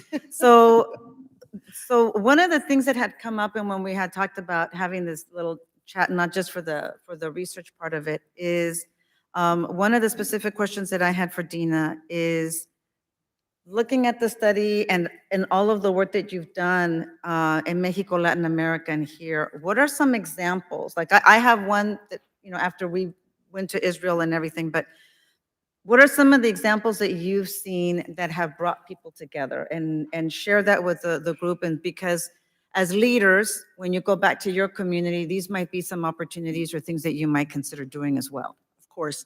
Thank you. Yes. Well, we've done a lot of work around the country, in Washington and around the country. The creation of the Latino Jewish Congressional Caucus was very important. Again, these members of Congress interact as Democrats and as Republicans. When we created it back in 2012, we helped create it. We realized, they're not talking to one another. They still are not talking to one another, but we thought that maybe as Latinos and Jews, they could find another intersection where they could come together. And it's been very successful. Congressman Diaz-Balart has been, and also she left, Congresswoman Ross Layton, and yes, they were two of the founding members of the caucus. And we've been bringing members of Congress consistently together to talk about different matters, whether it be immigration, where AJC has been very involved for a long time, whether it be hate speech or hate crimes, whether it be foreign policy. These are some of the areas where, we can work together. So that has been very good. That's one example. Another example is that we convene workshops around the country to talk about our communities, to get to know our communities better, and to figure out, again, where are, issues of shared concern that we can advance together. And for example, the last workshop that we did in Chicago, because Mexicans are 70%, almost 67%, the Mexican, we work also with with consulates. We work with the Guatemalan consulate, with the Mexican consulate, because of our, looking at let's say, at the Latino world in a very holistic way. Right. So we did a workshop workshop in Chicago, where you have the second largest Mexican American community, where both AJC and the Mexican consulate brought together leaders, and it was not only Mexicans, but a lot of Right, Mexican Americans. right. We brought them to the Yeah, table. there's also a big Puerto Rican community. in Absolutely, Chicago también, absolutely. We so, also did, I'll talk about some of the trips that we've taken to Puerto Rico and other places, but that was very interesting because we spoke about the current moment, what was going on, in the country, and, and also an opportunity to get to know each community. And I understand that maybe a month later, they advocated, Mexican-American leaders and Jewish leaders in Chicago advocated before, I don't know, I think they went to the mayor's office to advocate for something that was local in nature, certainly, okay. yes. So the idea is not only to come together and get to know each other, Right. but we're a policy organization. We're a domestic and foreign policy organization. So what we want is for that relationship to translate into action together. Because we care about the same thing. At the end of the day, we care about a country that is inclusive, that is democratic, that values diversity, that values, where you can be yourself. You were talking about have the courage to be yourself. Where you can be yourself, So I think that this was quite important. Another really interesting thing that we've done, and it has been absolutely successful, we have traveled with, of course, we have an institute of AJC called Project Interchange, where we take opinion leaders to Israel from all over the world. And Marianne, I had the pleasure and the privilege of traveling with her and showing her a little bit of Israel. And we'll talk a little bit about that. We've taken many, many Latino leaders, taken about 7,000 leaders from around the world. We take imams from Indonesia, and we take, business leaders from Africa, and we take, from all over the world. But now our institute do it in reverse. Right. We take representatives from the US diaspora, whether it be Mexican Americans or Puerto Ricans, even though it's not a diaspora because Sí, es but algo it kind different. of, it's treated as a diaspora, and Dominican Americans, and we go to their countries to countries of or their native countries or their ancestral homelands. The origin. We are hosted by the Jewish community in the country, and and meet with government officials, and we meet with with civil society leaders and all that. So that it's like a cross-cultural, cross-policy, where we really learn from each other on site in a very, very intense and reciprocal way, because at the end of the day, we also believe very much in the whole issue of reciprocity, of being an ally and hoping that the other side will be allied to us as well. Right. So so there's a couple different things there to kind of add or maybe unpack a little bit this. So you heard her talk about other or otherness. And so keep in mind that I shared this recently with a group of students, is keep in mind that there is an other group who thinks you're the other, right? We all think that there's others, but we're somebody else's other, right? So we're all others. And so you have to pay attention as well to, are you the other that's talking about the other, or are you the other that's being received the information? So keep in mind when we start othering other people, it's also kind of a reflection, because the other group might be saying the same things about you or the group that you're in. We just don't normally think that way, right? Because we never think we're the other, right? It's always the other people, right? So keep in mind when you're presenting and working with different groups of people, different backgrounds. And what Dina has outlined is one very important part of Washington, D.C. You cannot get policy done at all without understanding other people or having relationships with people, right? Whether it's the other party, right? The other committee, or the other point of view. You're gonna have to work together, otherwise nothing gets done. So it's the same thing when you go back to school or in your new job or the next job. Consider what those other groups are, what you don't know, So that then you can do two things. One is listen in, join that conversation to one, learn, and two, to contribute and share. Because that group doesn't probably know certain things about you, and for certain vice versa. And the only way that we can get certain things built together or whatever, or like the bridge building that you talk about, is literally by doing that. That doesn't mean it's easy. That doesn't mean everyone's going to welcome you. That doesn't mean everyone's going to welcome your point of view. That doesn't mean everybody's going to respect you. And so what? If you're part of helping in the community and you want to advance and want people to respect you, your family, and your community, you got to take a little risk. Got to take a little risk. Got to get in the game. The game isn't for the other people. So like a similar conversation I've had with my mom different times. She gets it now, so I don't have the same lecture with my mother. But part of it was when we would talk about things that were happening in the community, I had to advocate at a young age to make sure that my sister, who was graduating from 8th grade, got to finish 8th grade at her school. We received a letter in the mail during the summer that starting the new school year, she was going to be sent to a different school. There was no public hearing, no public notice, no letter to the student, the parents, nada. Basically, 2 high school principals got together and said, I'm tired of your bus crossing my line and my bus going your way. We got to stop this little thing. You take the kids from their camp, I'll take the kids from that camp. Besides, their parents don't understand anyway, it won't matter as long as they're in school. So I ended up being able to bring together a group of people. The other people were the ranch owners who happened to be on the school board. But you know what else they were? Mr. Marchini was my sister, was the father of my sister Jeannie's best friend in school. The vice chairman of the board, Mr. Mike Robinson, his daughter Holly was my sister Elvira's best friend. They're friends, they're like family. It's people, it's conversations.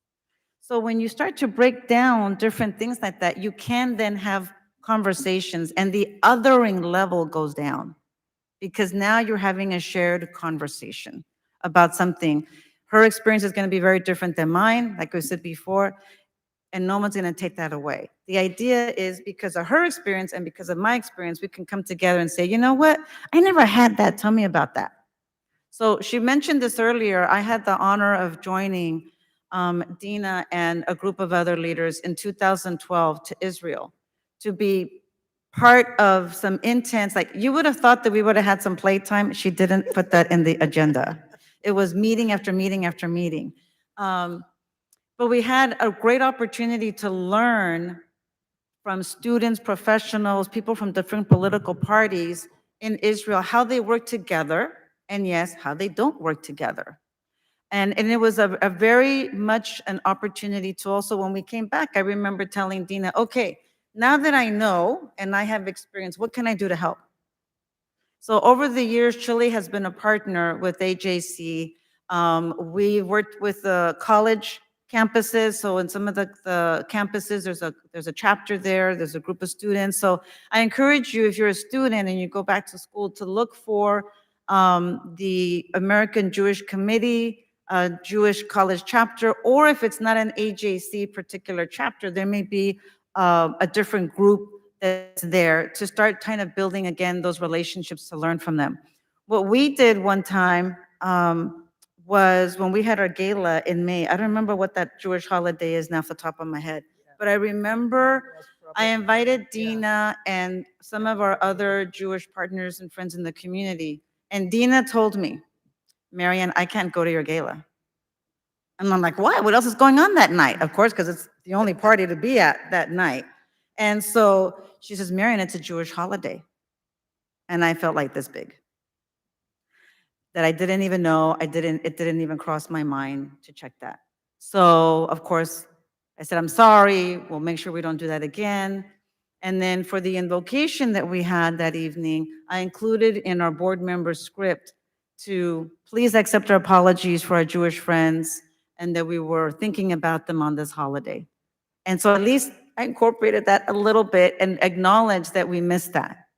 People make But you mistakes. made up for that when we signed our partnership Yes, agreement. so why don't you tell me about that? Yes. So this year, several months ago, we traveled to Miami with the board of Chile, and we signed a partnership agreement between Chile and between AJC.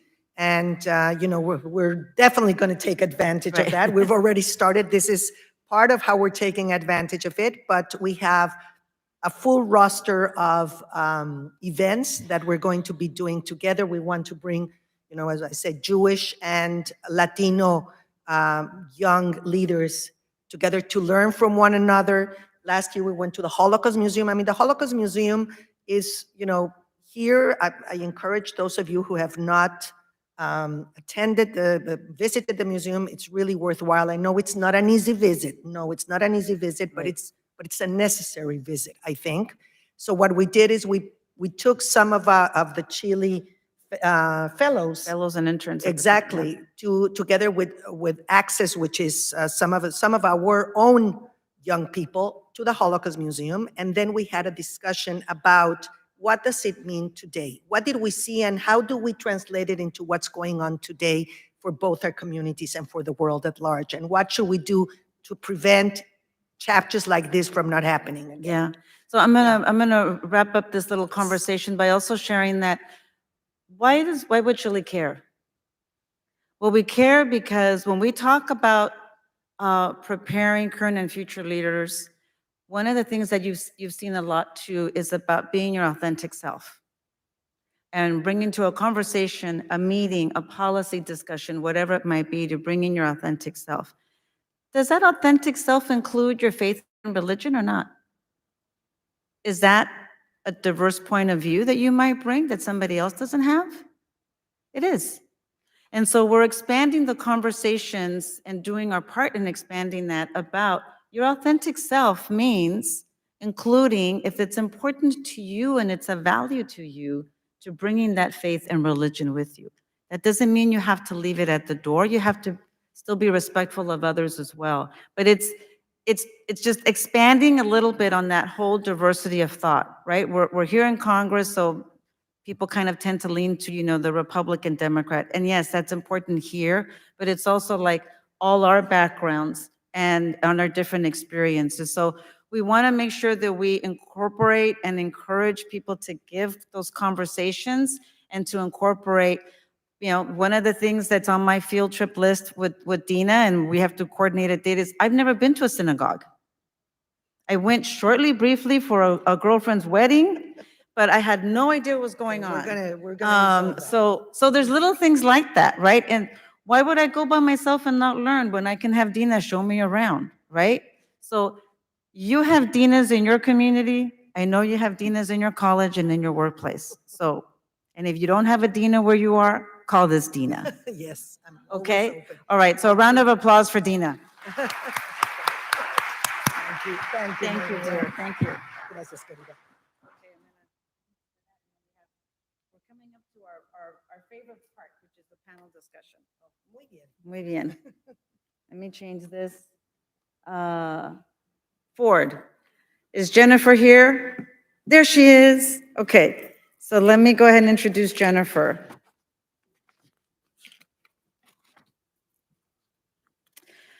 Jennifer Cortez is with the Ford Motor Company Fund. This is the foundation arm of the corporation. The Ford Motor Company was the first sponsor to support the Future Leaders Conference back in 2004, if you can remember that. Jennifer Cortez is the equity specialist for the Ford Fund, the philanthropic arm, as I mentioned, of the Ford Motor Company. Her focus is on fostering inclusivity and addressing structural inequities and systemic barriers in all communities. With over 20 years of experience as a community advocate, she manages national partnerships and leads Ford Fund's efforts in diversity, inclusion, access, and equity. Previously, she played a crucial role in developing U.S. market strategies for Texas, Florida, and Puerto Rico. Jennifer's former role as a director with the New America Alliance involved launching initiatives that brought together prominent Latino leaders to address critical issues such as education, immigration reform, healthcare, and business. Her efforts resulted in over $10 billion being allocated to Latinx asset managers for nationwide community investments. Committed to transformational change, Jennifer actively serves on various organizing and nonprofit boards and remains dedicated to empowering communities for a more equitable future. Based in her hometown of Dallas, Texas, how many Tejanos did we have in the house? A few. Oh, come on. Tejanos aren't that shy. How many here are from Texas? Okay, ahora sí. You see, Jennifer? Okay. She continued to create pathways for success for future generations. And she's, as you can hear from her remarks, we are super blessed to have her. We always include, because of their leadership role, they've always been a sponsor of this conference. And so with that, please join me in welcoming Jennifer. Jennifer, the floor is yours. Of course. Thank you. Good afternoon, everyone. How's everyone doing? I feel like I got the slow right before. Everyone's just had a lot of information downloaded. But thank you, Marianne. As Marianne had mentioned, Ford has been partnered with CHLI since 2004. So this is, we're almost on 10 years, and we are so thankful. First off, thank you to President CEO Marian Gomez. Thank you to Chairman Diaz-Balart. Thank you to all the congressional members who are able to attend throughout today, and all of the partners and all the leaders and everyone that comes up to speak. And most of all, thank you to all the students who have taken their time and have taken the initiative to be here today. It was about 12 years ago that I was in similar shoes as you. I was an intern for New America Alliance, and that's when I first met Dina at AJC. And that's where I also learned that Latinos surpass all backgrounds, that we are millionaires, we are billionaires, we are elected officials, we are, like my dad was, teachers, we surpass the entire space of all professions here in the US. And that's why it's so important for you guys to take the leadership roles that you're in right now, and to take everything in, soak everything in, and to utilize it in your life. Follow up with everyone you meet, talk, get business cards. You never know when you're gonna cross paths again. So that was, so again, just thank you everyone for your continued, the continued legacy that this program brings. And I can't wait to see where everyone here ends up. I can't wait to be in a room like this and seeing you up here speak. So thank you so much. And thank you, Marianne. We'll see you guys again next year too. Thank you, everyone. For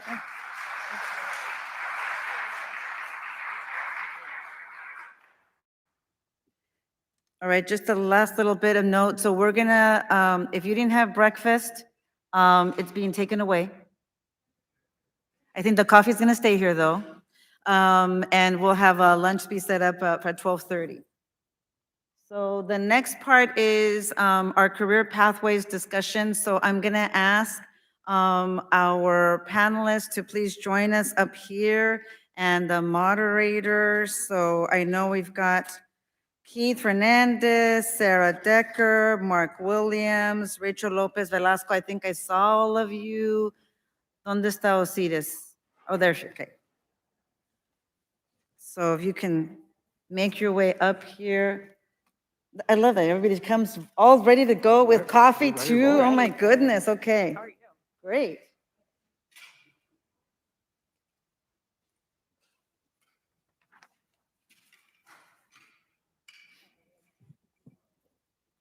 Dun, dun, dun. So I'm going to introduce our moderator. And so let me, yep, thank you. And she's not gonna need the clicker, I don't think, right? Do we need, what's after that? I'll just leave it there. Okay. So a native Bostonian, did I say that right? Okay.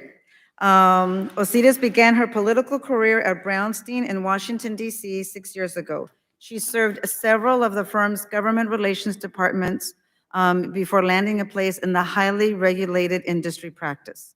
Now, Osiris focuses on issues related to cannabis and hemp, alcohol, agriculture, defense, and automobiles. She is the firm's lead Hispanic lobbyist and is an active member of the Hispanic Lobbyist Association. She's also involved with Electing a Democratic Generation and the Junior League of Washington, D.C. Before joining the Brownstein firm, Osiris served at the U.S., is it Qatar or Qatar? ¿Cómo?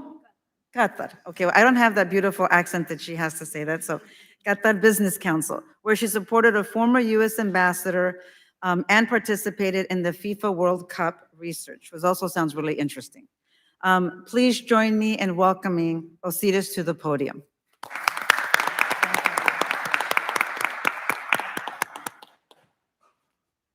So you can start wherever you like, dear. Sure. So thank you, Marianne, so much for having me here. I'm very grateful, and thank you to all who have come out today.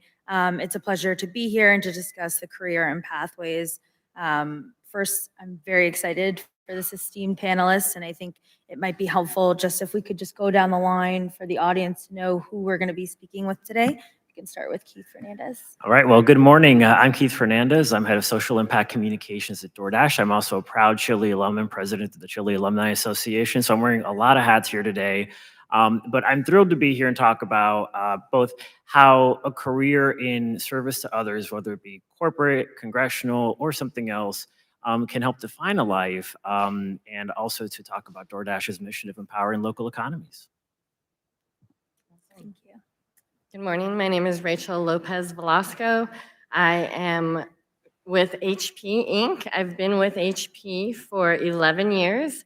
I'm currently a global commercial account executive, but I actually started with HP in New Mexico. I'm not sure if there's New Mexico people. I know there's Texas people.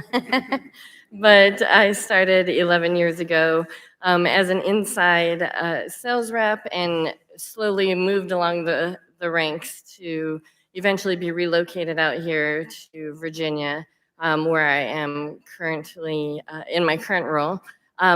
Throughout my tenure at HP, I have been very involved in HP's diversity, equity, and inclusion efforts, including being a co-founder of the Women in Technology group that now exists in Rio Rancho, New Mexico, career development programs, and I am currently diversity ambassador and a committee lead for our Hispanic Heritage Planning events for HP. Hello, my name is Sarah Decker. I am a Senior Director of Federal Government Affairs at Walmart and also a very proud CHLI board member. So thank you so much to all of you for spending time with us this morning, and happy to see a few familiar faces. I've been with Walmart for a little over 6 years, and I manage all of our technology and energy and sustainability policy, both bicameral, bipartisan, as well as with the administration. And prior to that, I was on Capitol Hill for a little over 11 years. And in my free time, I enjoy golfing and live music and travel. So I think that's pretty basic, but look forward to spending time with you guys this morning. Thanks for having this morning. Mark Williams. I am a Republican principal at Fair Ox Strategies. I'm also a proud member of the CHLI Advisory Board. Been involved with CHLI for a little over 4 years now since I left Capitol Hill. I get to work with great clients like Sarah at Walmart on a variety of issues. We work with Fortune 500 companies and nonprofits and what have you. Again, I've been there for a little over 4 years. Prior to that, I did 15 years on Capitol Hill, the last of which I was the chief of staff for Congressman Mike Conaway when he was the chairman of the House Agriculture Committee. So again, happy to be here with you guys this morning. And I hope what you get from this is there are a lot of different ways to get to kind of where we are at in our career. So thanks, guys. Thank you. We appreciate that so much. So this panel is about career pathways and development. And I think it'd be a great way to start off the discussion with a leadership question. And Sarah, if you don't mind, I'd like to start with you. Leadership often involves making tough decisions that impact organizations and stakeholders. How do you approach difficult decision-making, and what are the principles that guide you in making some of those decisions? Great question. I wasn't prepared to go first, so here we go. I think that what I have found is there's a lot of necessary consensus building that goes into all decision making, and I think it's particularly important when you're facing difficult decisions. understanding, and a huge piece of consensus building is really understanding where all stakeholders are coming from, with a sense of curiosity and not with a sense of judgment, so that you can truly have a good faith effort to find that common ground to drive a decision going forward. And I think both consensus and curiosity and understanding are helpful when you're making big internal decisions at a corporation like Walmart, or even when you're on the Hill working to drive legislation, whatever it may be, in a bipartisan manner. So I think coming into those conversations open-minded is super helpful and allows you to be very strategic and creative. So. And I think I forgot to mention, if anyone has anything to chime in, please feel free to. But Mark, prior to your experience working on the Hill, what led you to take a position in government, and was that an easy decision for you? For me, it really was. There was a sense of service that I had, and to be quite honest, a sense of guilt that most of the members of my family had served in the military, and I hadn't had a piece of public service yet. So I wanted to be able to give back kind of to my family and my country, and I knew that coming to DC could kind of check that box for me. And to be quite frank, if I was going to stay in Murphy, Texas, I probably wasn't going really far. I could have stayed and sold, insurance, and not that there's anything wrong with staying and selling insurance in Murphy, but I wanted something bigger, something more robust for my life. So I had the opportunity to come up and work for my local congressman. First, I interned on his campaign, and I did that so well that they gave me the lowest level job here on Capitol Hill.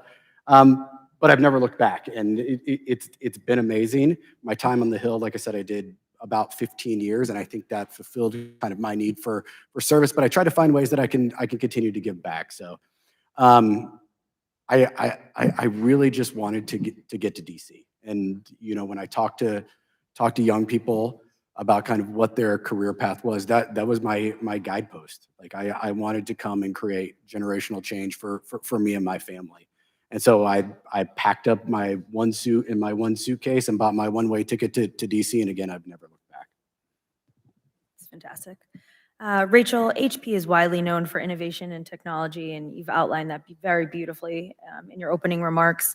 How would you encourage a culture of innovation with your team and throughout the organization? I love that question because that is something that I love about working for HP.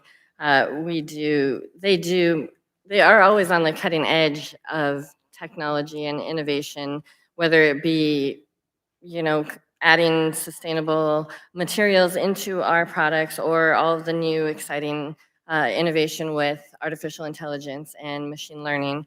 But as far as what I do to drive involvement and innovation is by being involved. And HP also created this culture of innovation, which we're able to really capitalize on there because it is really important to HP to have a very robust diversity, equity, and inclusion and value. That is one of their core values. And I'm able to leverage that to be able to drive innovation by being involved, by making sure that my voice is heard and that my culture's voice is heard, and also just diversity of thought by creating different ways of gathering perspectives that can be shared and be considered in an environment that might not always be considered. And Keith, can you talk to us a little bit about your decision to pivot from using your law degree in a more non-traditional career path, such as government and in corporate America? Yeah, absolutely. So I had been working in Congress and on campaigns for Ileana Ros-Lehtinen and Chili's mother, since I was 15. So I said, you know what, hard reset, got to get a real job. Went to law school, worked for a judge, then had a job at a litigation firm. And then after that, Ileana basically was like, well, I've got this comms director opening if you want to do that. I thought it would be a fun thing to do. I also thought it would be interesting. I was 23, 24. It was an easy call because I didn't really have that many obligations. And I thought being in Congress was a lot more fun than, suing insurance companies. And it was actually. So it wasn't a hard call for me. I think what was interesting was figuring out the next step and using it for good. And whether that's been, working at DoorDash on the social impact communication side, whether that's been working at Univision as Director of Policy and Social Impact Communications, finding ways to leverage a law degree that allows you to attack the problem before it happens. So I think one of the big issues with how we think of lawyers is by the time you get to the courthouse, the problem has already occurred. There's an injured party, there's a problem with someone not having their rights fully respected. What if we could take that paradigm, shift it, and decide to attack problems before they occur, before a person actually has a negative interaction with another party? So I think for me, it was very much trying to think about how I could solve the problems I wanted to solve versus those that had been sort of foisted upon me by a client. I think that's super helpful, especially for many of the students in the audience who are sort of deciding how they can balance that degree. So thanks for sharing. Sarah, just a two-part question for you. In your role, you engage with various stakeholders on policy issues. How do you build and maintain those strong relationships? And then how do those connections influence Walmart's advocacy efforts? Yeah, I would say there are two characteristics that come to mind to me. One is treating people with respect is always important, no matter where they're coming from. This is obviously a town where we all have very strong thoughts and opinions, and they're not always the same. And I think being respectful of that and acknowledging that is really important. And I know this is going to be redundant to some of the folks I've already talked to, but responsiveness, just as simple as saying, hey, I've received this, thank you, I'll get to it when I can, or hey, I received this, I'm sorry, I can't help you, let me find another way. Both of those qualities, I think, go a long way in I guess incentivizing, for lack of a better word, people to want to work with you, regardless of what the topic is. And so, again, I think those are qualities that across the board, whether you're on the Hill or in a corporation or at a consulting firm, are just really important things to always keep in mind. And just sort of sticking on the advocacy theme, legislation and public policy can significantly impact a business. How do you and your team proactively monitor some of the ongoing developments? What do you guys do to prepare for some of those changes? And if the panel also would like to feel free to respond, please do. Well, Mark does a lot of that for me, so. But I think there's a lot to monitor, so being smart about the resources that you have and making sure that you're taking advantage of them is a good thing. I read a ton in the morning, all sorts of news headlines, which I probably in this day and age can do more efficiently than reading. I bet, Chat GPT could read it to me right now, but it gives me a good sense of what everybody else in the world is thinking about and what's on their top of mind that I can sort of build into what I'm working on and what I need to do.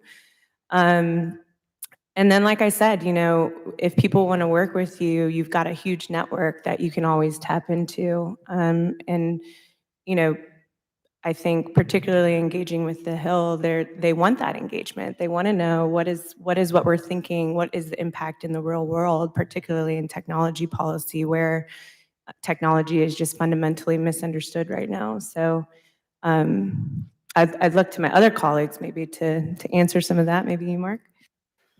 Thanks, Sarah. I appreciate that. I think it's important.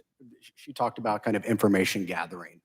DC is a highly political place. That's why we're here. We have our own sets of ideals, which is why we landed here. But I think it's important to gather information from both sides, especially when I was on the Hill. It was hugely important for me to, as a Republican, I followed what Democrats were saying.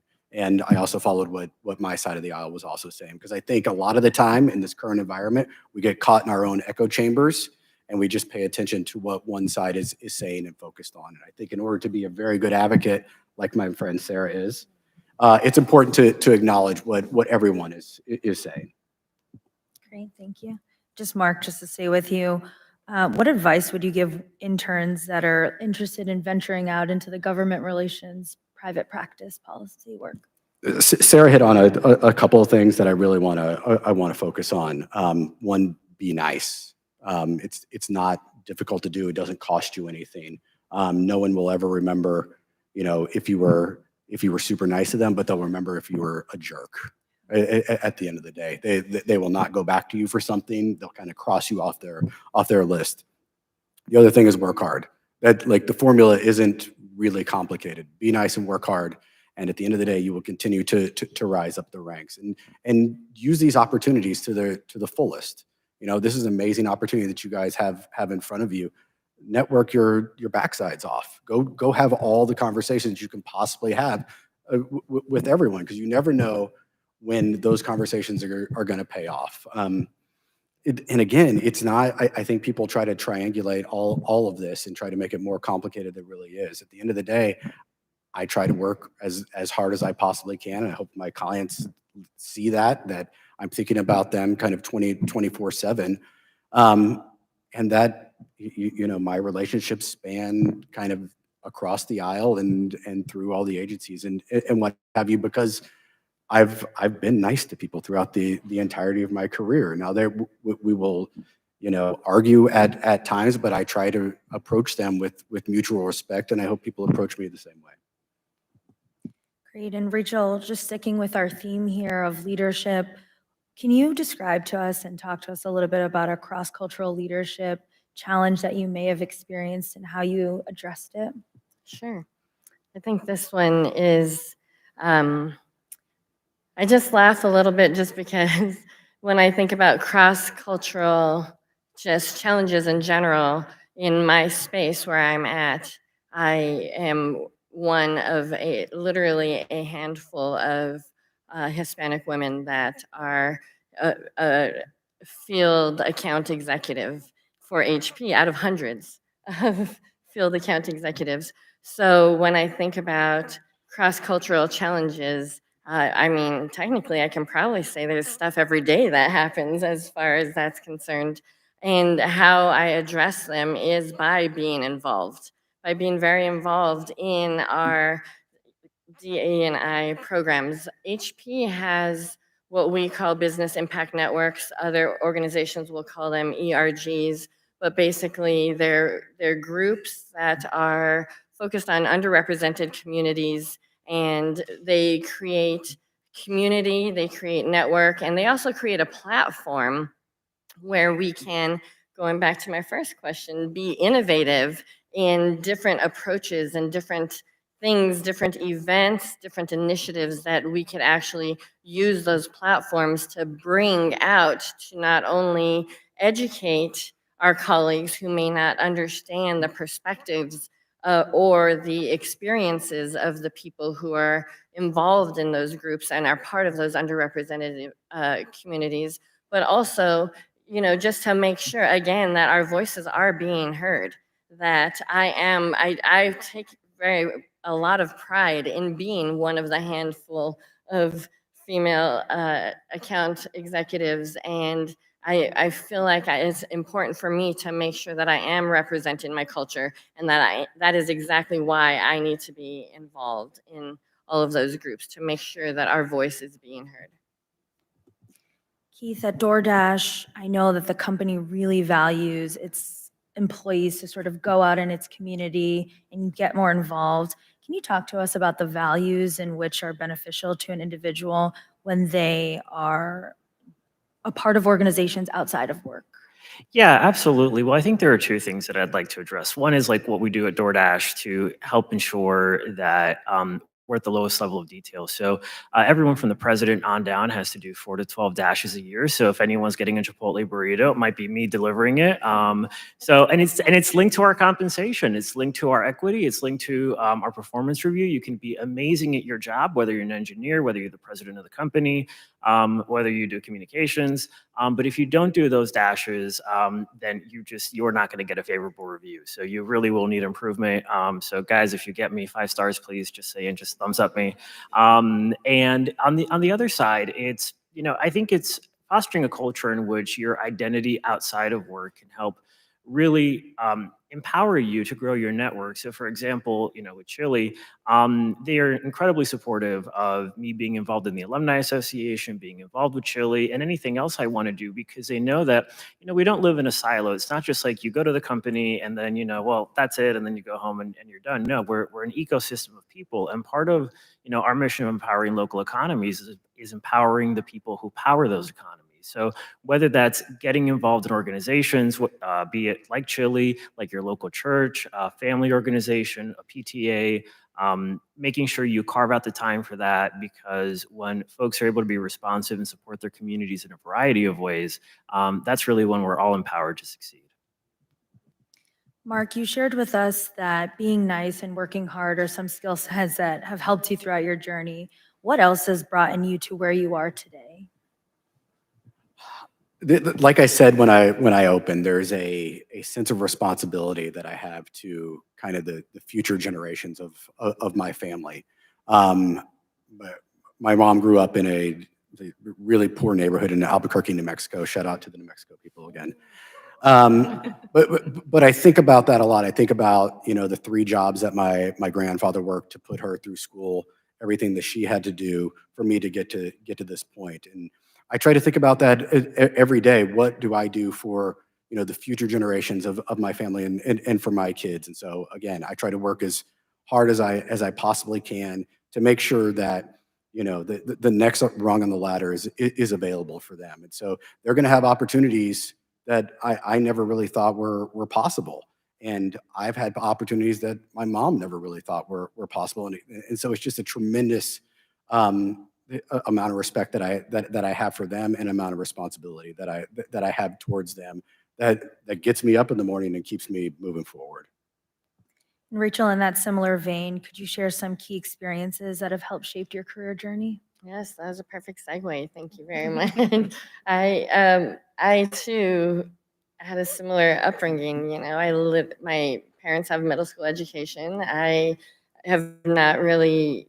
I come from an area of Albuquerque where it does not have a good reputation, and I have definitely worked my way up through the ranks to get to where I'm at now.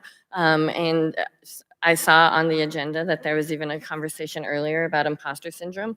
Sometimes I do think they're going to figure out I'm not supposed to be here, but I know that I have worked every single step to get to where I'm at right now. And a few of the key experiences that I have had, especially in this corporate organization that I'm in right now, that I feel have really been a catalyst or have really, helped me position myself in a good way, have been through the involvement in our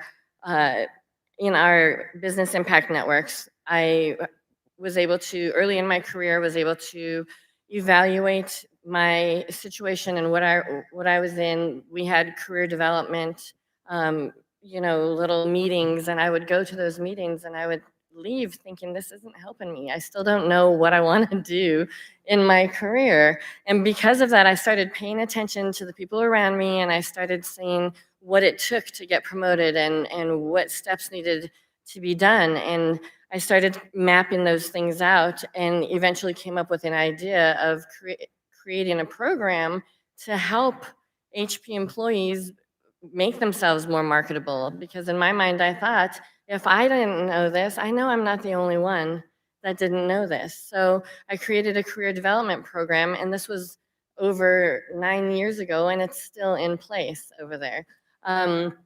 Another opportunity, another event that happened was creating the women's group, the Women in Technology group over there in Rio Rancho. There was not a Women in Technology group there before, and I gathered a lot of information from a lot of leaders on site, from a lot of my colleagues, from everyone that I could, to just try to make sure that I built this organization, this group that would really make a big impact and help the organization and help the women of that group. Well, while I was doing those things, I didn't realize what I was actually doing. And in the big scheme of things, I was actually building my brand. I was building my brand, and so people started to know who Rachel is. Oh, Rachel's, she's passionate about what she does, and oh, Rachel is this, and oh, by the way, she also does a really good job at her work, because I always wanted to make sure that nothing negative is ever associated with my name as well. Well, as time goes by, about 2 years ago, I decided I wanted to make a change within my career within HP. So I found a position I was interested in, and I applied for this position. Well, went through the interview process, and not until after I got the job did I find out that someone in my network from that I had been involved with 7 years ago went to bat as a sponsor for me to advocate for me to get the current role that I'm in. So, you know, two parts of that is making sure that you understand that everything you do is a reflection of your brand. And the second part of that is everyone you meet is part of your network. And nowadays that we have tools like LinkedIn and a lot of other social media aspects, it's important that when you meet people, get connected and foster those relationships so that way you're building your brand, and before you know it, you're going to have people who are going to sponsor you without you even asking for it. Yeah, and I love that story. That's so great. And I think another thing that you sort of tangentially alluded to is you were intentional, right? And you start thinking through, when you go into earlier in your career, you're kind of just getting your sea legs, if you will. But at some point, you figure out where you want to go. And if you haven't, you need to think about that, because the more intentional you are about the positions you seek and the people you surround yourself with, the more it equates with your brand, and the more you feel like, frankly, you have a little control over the whole thing. I mean, I know it sounds very cliche, but have a 5, 10, 15-year plan for yourself and be thinking about it. I honestly only got to about 10 years and didn't think beyond that. So it's been an interesting past few years for me, but I'll figure it out. Well, there's always that reevaluation, right? As time goes by and you acquire different skills and different talents, you reevaluate what your passions are. That's great. I think that's super helpful for especially young professionals rising in. I think that's a good transition into some of the questions that we're going to be leading up. But just the last one for you, Keith. What advice would you give a CHLI alumni or a CHLI intern that's trying to sort of break through the DC network or just starting off their career in DC? Yeah, absolutely. Leverage us. So I was part of one of the first classes of CHLI interns, second or third, depending how you count it, back in 2006, which sounds like a long time to a lot of people in this room. But I think there wasn't a network to leverage back then. We were brand new. And the fact that, first of all, you have CHLI alumni who are, corporate America, who are congressional offices, who are nonprofits, or doing something else entirely. We want to help leverage us, but also leverage people who are involved in CHLI, whether it's board members, whether it's congressional members, whether it's folks who are CHLI adjacent. I know Dina Siegel-Van was just here in the AJC, folks who are really committed to helping empower the next generation of leaders. And I think one thing I would say, which applies to CHLI alumni, non-CHLI alumni, is just don't be afraid to ask. I think a lot of times we get really hung up on, well, what will this person think? Will they say no? Well, if they say no, you're in the same position you are at the current moment, so I don't see how it could go that badly. But I think the last thing I would say too is be willing to leverage CHLI and its network for a specific goal. So I think sometimes also one thing that folks do is like, well, let's have coffee and there's really no agenda. I think having a purpose of meeting with someone, having sort of a quasi agenda to the meeting, even if it's in your own head, as to how that's going to benefit you, which is not a bad thing, by the way. Benefiting people gets results, and results mean success, and success is good, and that's what we're here for, is exactly what we should be doing. So I think overall, if you're a CHLI alumni, leverage your network. If you're not a CHLI alumni or thinking of applying to CHLI, be fearless in your determination to succeed, because those are the people who do. Yeah, I would double down on that. I welcome any of you to follow up with me, find me on LinkedIn, leverage the CHLI network. And I would encourage you to go one step further. I mean, you can glean a lot of professional advice in a one-off coffee, but if you can find a mentor, somebody that you're meeting with regularly, and to the great point, being very thoughtful about what you want to get out of that conversation and creating that deeper relationship, that's something that I'm grateful Walmart has really encouraged within our culture, and it's been incredibly beneficial for me in several positions in my career. So network for sure. Be judicious about who you choose to mentor you, but find a mentor and make it a deeper relationship, and make it somebody that maybe you want to aspire to be where they are one day. just to highlight the mentorship aspect. I didn't know much about mentorship when I hit Capitol Hill.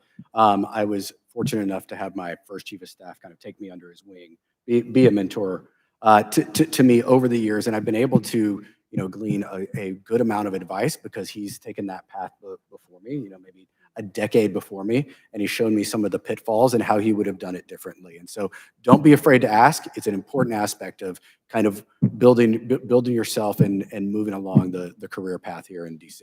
And even in the corporate space too, that's very important. And I remember, again, when I think back to the beginning years of my career, I used to hear people say, you need a mentor, you need a mentor. And I'm like, how the heck? I have no idea. Who am I supposed to ask?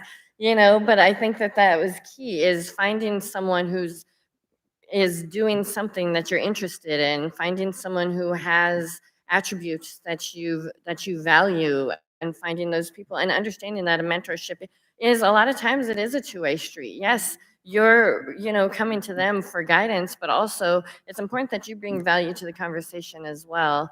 And you're prepared for those. You can't just expect them to guide you. You also have to make sure that you do your due diligence and you're prepared for those conversations as well.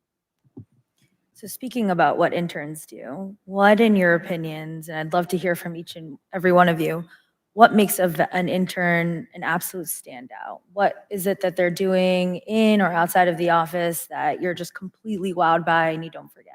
For me, it's the self-starting interns, the ones that I don't have to give a ton of guidance to. I can give them a job and they will go do it, come back. They'll ask questions to make sure they're doing it properly, but they're totally self-sufficient and self-starter. I would tell people, and this is from I'm putting my chief of staff hat back on, but when I worked in a Capitol Hill office, I would pay attention to the interns that would actually clean up the coffee area on their own. And they wouldn't have to be told, but because they had that attention to detail and because they cared that much about their job, the rest of the stuff I told people they could learn. I couldn't teach them hard work and attention to detail. If we're going down the line, I'll double down on being a self-starter and having that ambition. I think, I was one of those people that just put my stuff in a car after college and came to DC without a job. I am a dime a dozen. People are thirsty in this town and they're super ambitious. And frankly, you have to be too if you're going to stand out. And so it's noticeable.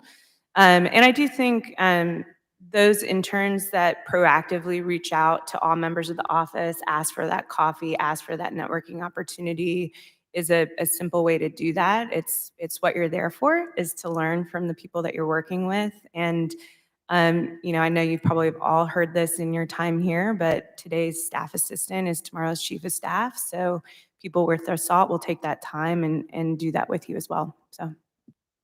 Yes, that reminds me of, first of all, you're right, it is noticeable. You do see people, it's obvious who is hungry for more. That's the way I like to put it, is who's hungry and who's willing to do what it takes to get more.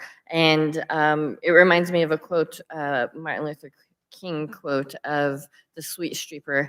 I'm not sure if you've ever heard of that, but it basically says that you should sweep this streets so well that people will turn and say, there went the best sweet streeper that existed. And it's the truth. If you're called to make coffee, if you're called to clean up a space, then you do it the best you can, because all of those things are building your brand. All of those things are building your reputation, and you have to understand it's just a stepping stone. That is your first step. That is your first step. I totally agree. The bad part about going last is they took all the good answers. But I would say that two things: humility and curiosity. So I think, the dignity of work, all work is dignified. And I think especially when you're beginning, my grandparents are Cuban refugees, and they left their professional jobs in Cuba after their pharmacy got nationalized and were cleaning floors. And they never complained about it because they had an opportunity to work. And I think I take that attitude very much into any job I do. Making coffee, been there, done that, the whole thing. And we'll still do that, by the way. And then the other thing is curiosity. I think one thing that we get lost in DC especially is this tunnel of partisanship and policy, as if it's the only thing that should define us as individuals. And if an intern is curious about the world around them, both in policy and also just like how things work, I think that it demonstrates a longer term vision of like, well, when I am the boss, what will I have to consider? What extraneous factors will I have to balance? So I think it's also not just about the job you've got today, but the job you've got tomorrow and maybe 15, 20 years from now. Yeah, the only thing I would add is don't be scared to fail. Sometimes failure is a fantastic learning experience, and you won't know how to do it right unless you had that failing moment. But now we're ready to transition to Q&A, so happy to take any questions from the audience.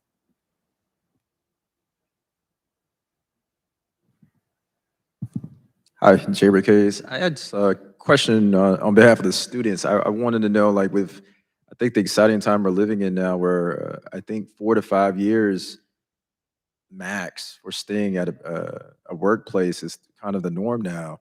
I mean, at least what would you advice you give students in terms of capturing particular skill sets if you were going to be somewhere just for 3 years and then hop on to the next opportunity?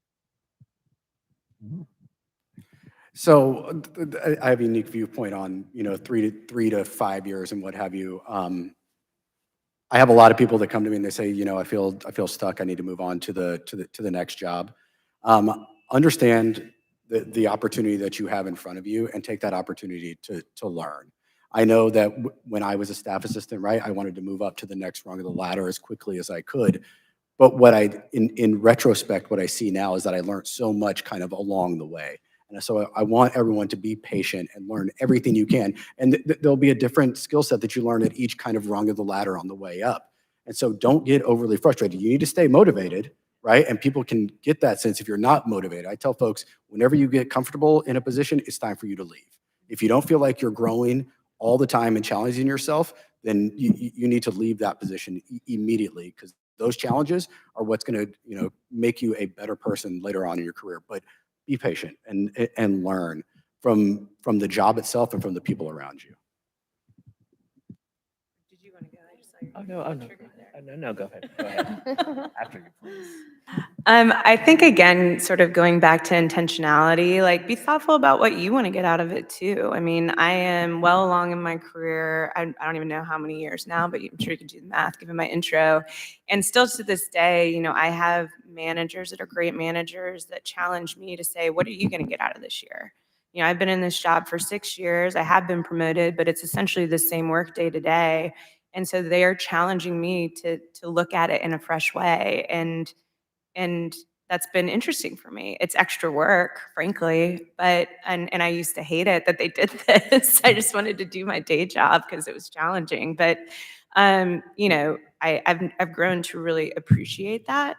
And I think, again, sort of going back to what employers are looking for, and that being self-starting and whatnot fits within that too. Don't discount your own professional development that you're leading for yourself as something that employers don't recognize, because they do. The only thing I would add is, it is, I like the question. I think, though, that it is important to consider, I like what you said about being comfortable. When you're comfortable, that's time to make a move, that's time to make a change. But also understanding that it's important to not run away from something just because you might not be happy there, or you might not be, or it might be very challenging for you also. Because in those moments of those challenges, that's when you're going to learn the most too. So if it is a tough time, it's important that you think about, what am I supposed to learn from this? What am I supposed to gather from this?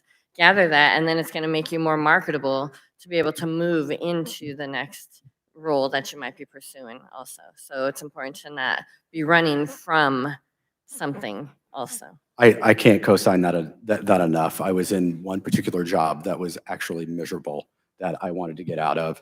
At the time, people told me, "Hey, stay. You're gonna learn a lot." And I was like, "Man, you guys come take this terrible job. Like, I don't want to do this." In retrospect, I learned a massive amount in that uncomfortable, and learning kind of what my boundaries were and what I could do in uncomfortable situations. So don't run from it, but if it gets toxic, you got to get out. Yeah, I think the key point is growth comes out of discomfort, not comfort. No, and also learning, like, sometimes what you learn is how to say no, and how to say no in a way that works for you. Also, I think that if you're wanting to grow, you can also go beyond the four corners of your job description. I think sometimes folks are like, well, this is my lane and I should just stay in my lane. Don't stay in your lane. If you are really interested in growing and you're interested in something that your business is doing, your organization is doing, ask. People like help. People like being supported. So, obviously do so with a great deal of collegiality, but I think that staying in your lane is overrated because then people box you in, and the way industries and offices and just life is changing so quickly nowadays. Like, my job didn't exist 10 years ago. When I graduated law school, there was no DoorDash. And then 10 years from now, there will be something that we are just not even thinking about now. So I would say you can push the boundaries of growth in your own way without moving positions. But if you are moving positions, please roll over that 401k. People forget about them. Use it. Just it's practical. Unless it's the Hill one and the Right. government pays No, for no. it, Keep it that one. there. Keep that one. But if you got the 401k, roll it over. Don't forget about it. It's your money. Keep it. And then I think just one other important point, the first step before you even get into a job is that interview process. And it wasn't until I shifted my paradigm in understanding that that was a two-way conversation that really changed how I approached interviewing. Initially it was very, are they going to like me? Am I qualified? Am I going to go to the next step? Am I going to get the job? Now it's very much, do I also like them? Do I like this role? Do I like the people that I'm meeting? Do I like the culture that's being represented by this organization? And I just treat it sort of like dating. That's what it is. Don't forget that they are courting you as well. And you need to make sure that you identify it as a right fit from the very beginning as much as you possibly can.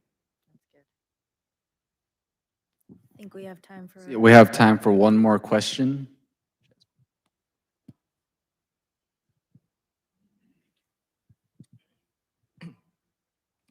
Hi, my name is Hunter. I'm a rising senior at Cornell. I study public policy, and I'm interning at T-Mobile Government Affairs this summer.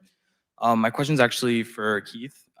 So I'm curious to know, to what extent you feel like you're able to make actual impactful change in communities in your role at DoorDash.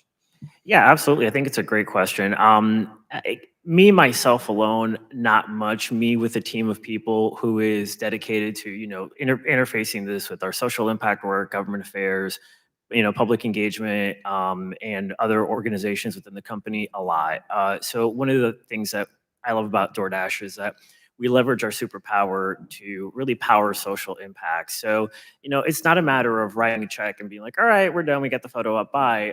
One of the programs that we've got, Project Dash, powers the delivery of charitable food from food banks, food pantries, and other social impact organizations to folks who are experiencing food insecurity or another tough time in life. We're leveraging what we do every day, which is local delivery, to make sure that folks are getting what they need. In addition to the accelerator, in addition to a lot of things that we're doing to help businesses. But I think the way the company approaches social impact is unique. And I think it's one of the things that attracts me to the company, because I'm learning a lot about business in addition to learning a lot about how to leverage business for social impact. I think one of the problems with the space, 10, 20, 50 years ago was social impact was something you did on the side. It wasn't part of your corporate DNA. And I think we've made it part of our corporate DNA, so much so that when we celebrated 10 years, alongside all those wonderful earning statistics, we talked about how many charitable meals we had delivered, because it's so important to us to get that right as well. Great. Well, thank you so much, everyone. If we could give them a round of applause, please. Good job.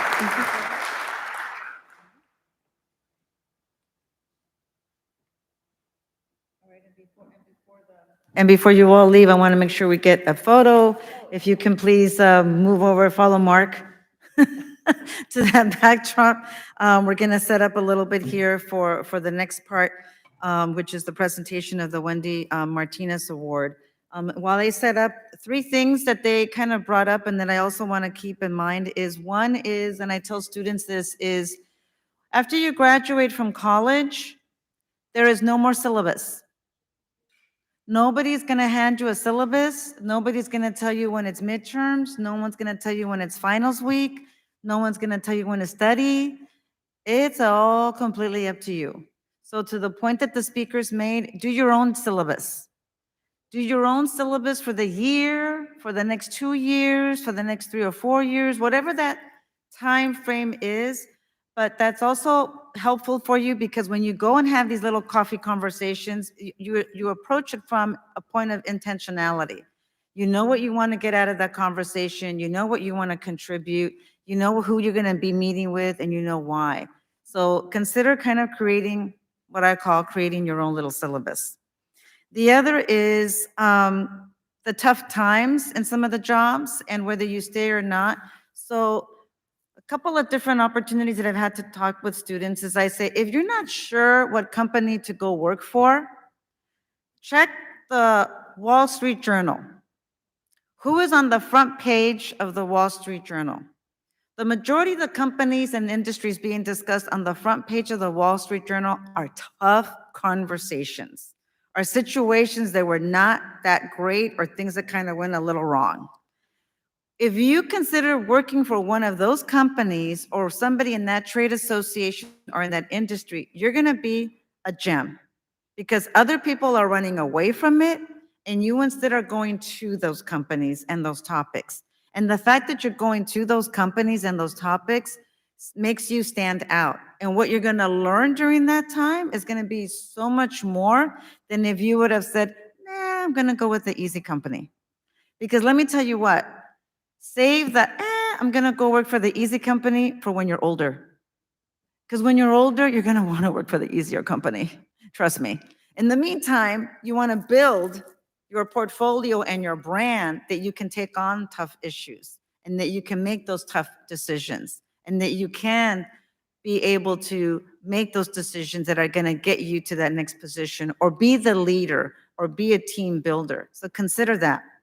And the last thing is, before we transition, is another round of applause for the people who have been here. Consider this. All of us have the same 24 hours in a day. None of you get more. I can't give them away. I can't sell them on the Real or on Poshmark or on anything else, and neither can you. So everybody who spends time with you today and the fact that people here have spent their time with you, that's precious because none of us are going to get these 24 hours back. So for that, an applause to the speakers and to yourself. Thank you very much. So now I have the opportunity here to present our presenter for the next award part of this program. I am not going to steal his thunder because I think I did that before and he's like, Marianne, you took my speech. So you've already had an opportunity to meet him.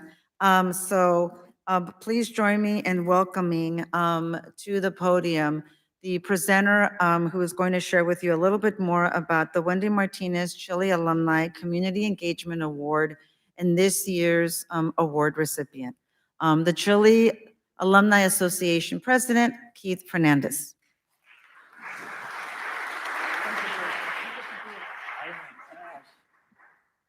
Well, thank you so much, Marianne, and definitely honored to be here. You know, if you like me before, you're getting more of me. If you hated me before, I guess, you know, whatever. But I wanted to, you know, I'm so honored to present the Wendy Martinez CHLI Alumni Community Engagement Award to an alumnus in recognition of her ambassadorship of Chile's mission, purpose, and focus. The Wendy Martinez CHLI Alumni Community Engagement Award is named in honor of Wendy Martinez, a 2005 Chile intern program alumna whose life was tragically cut short at a young age in 2018. Wendy was a founding member of the CHLI Alumni Association and led the team who created the bylaws and really established the spirit of the Alumni Association. Young leaders are the future and leaders of change in the US and around the world. Wendy was passionate about advancing the Hispanic community's diversity of thought. This recognition, established in her name in 2019, honors emerging leaders to work hard to achieve their professional and personal goals. This year, it's my honor to award the Wendy Martinez Community Engagement Award to Linoshka Luna, who works for Congresswoman Jennifer. You can clap, Jennifer Gonzalez Colon. And before Linoshka comes up here, I want to say that for so many of us, I've known Linoshka since she was an intern. I've known Linoshka and her work through the Alumni Association as the Vice President of Communications, her work on the Hill. You know, Lino is Chile. Lino came to DC, you know, she did her Chile internship, And she's made us all proud, not just by the work she's done for Chile, but by the way she lives her life with integrity, purpose, dedication, and service to others. Lino's lasting contribution through the Alumni Association and on Capitol Hill has been to demonstrate that if you set your mind to it, you can do it. So I'm really thrilled to present Lino Scaluna with the Wendy Martinez Chile Community Engagement Award, and please come up.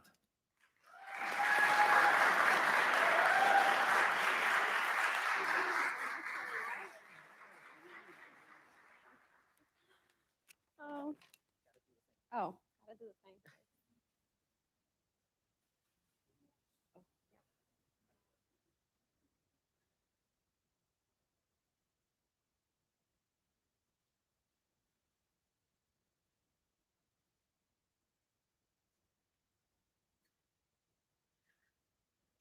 Thank you so much, Keith, for that very kind introduction. And thank you so much, everyone, for being here today. I hope you enjoyed today's conference. I know you got to hear from members of Congress and some very accomplished professionals about all the resources available to all of you, whether you're an intern or a young professional. So I hope everything was very useful to you guys. I want to thank my peers from the Alumni Association for nominating me and then for selecting me as the recipient of the Wendy Martinez Alumni Community Engagement Award.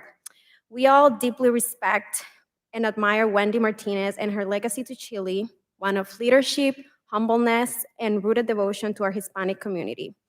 So for me personally, being part of the Global Leaders Program was so much more than coming to DC. You know, sometimes you have the desire to do something and you really want to do it, but don't have the resources, whether those are economic resources or you don't have maybe the right people around you to guide you and to help you go to the next step. So Chile really gave all of that to me. I was able to come to DC, everything was paid for, and it was the only way where I could really come to DC. And then I got to meet incredible people that mentor me, and they're still mentor me. Maria Luisa from UPS is here, and I interned for her in 2018, and to this day, I still text her like, hey, what do you think about this? I have a situation over here. Same with Marianne, who's never had a no for me.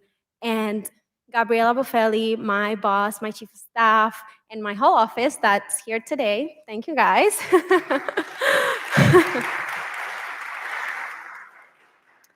So all that to say that Chile really opened doors for me, including giving me the opportunity to work for the first woman to represent Puerto Rico in Congress, my representative, Jennifer Gonzalez Colon, my boss.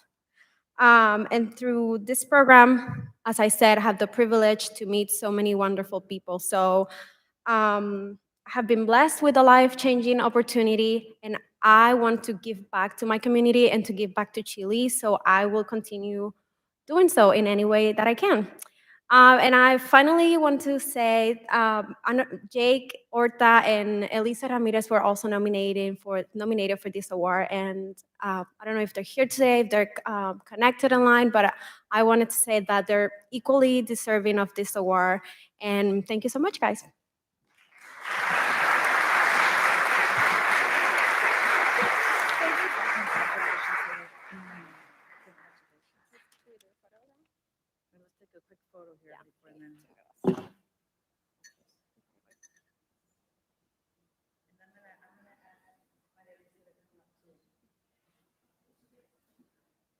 Original intern supervisor at UPS.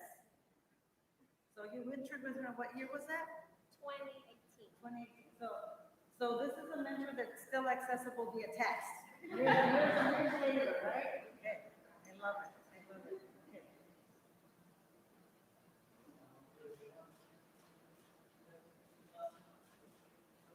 Congratulations. She's got her selfie. A ver, okay. She's good at this. Thank you.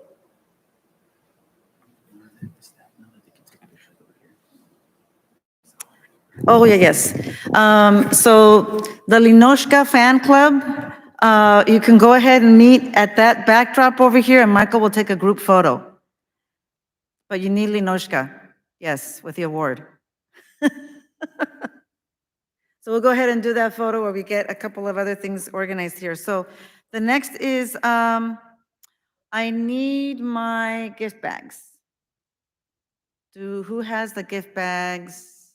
And they know what it is, it's a code. It's a code. So, okay. So before we get on to a couple of things here, I'm gonna go into the second one while I prepare for, okay. We have invited several organizations, offices for you to get to meet and network with. So over here on this side of the room, you'll have an opportunity to network and meet with people from the House Office of Diversity and Inclusion, the Congressional Hispanic Staff Association, and also from the College to Congress. We'll also have a table for CHLI.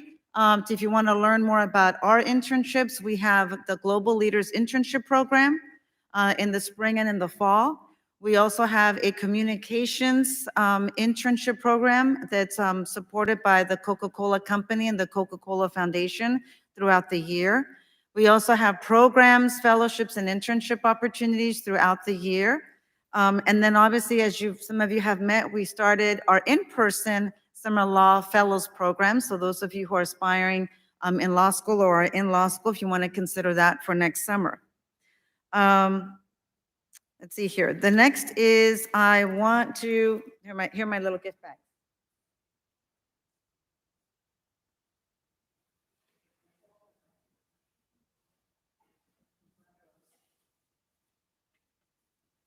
So this is Nicole Marin. She is our senior manager who manages all of the internship programs. So look for her regarding all of those internships that I mentioned.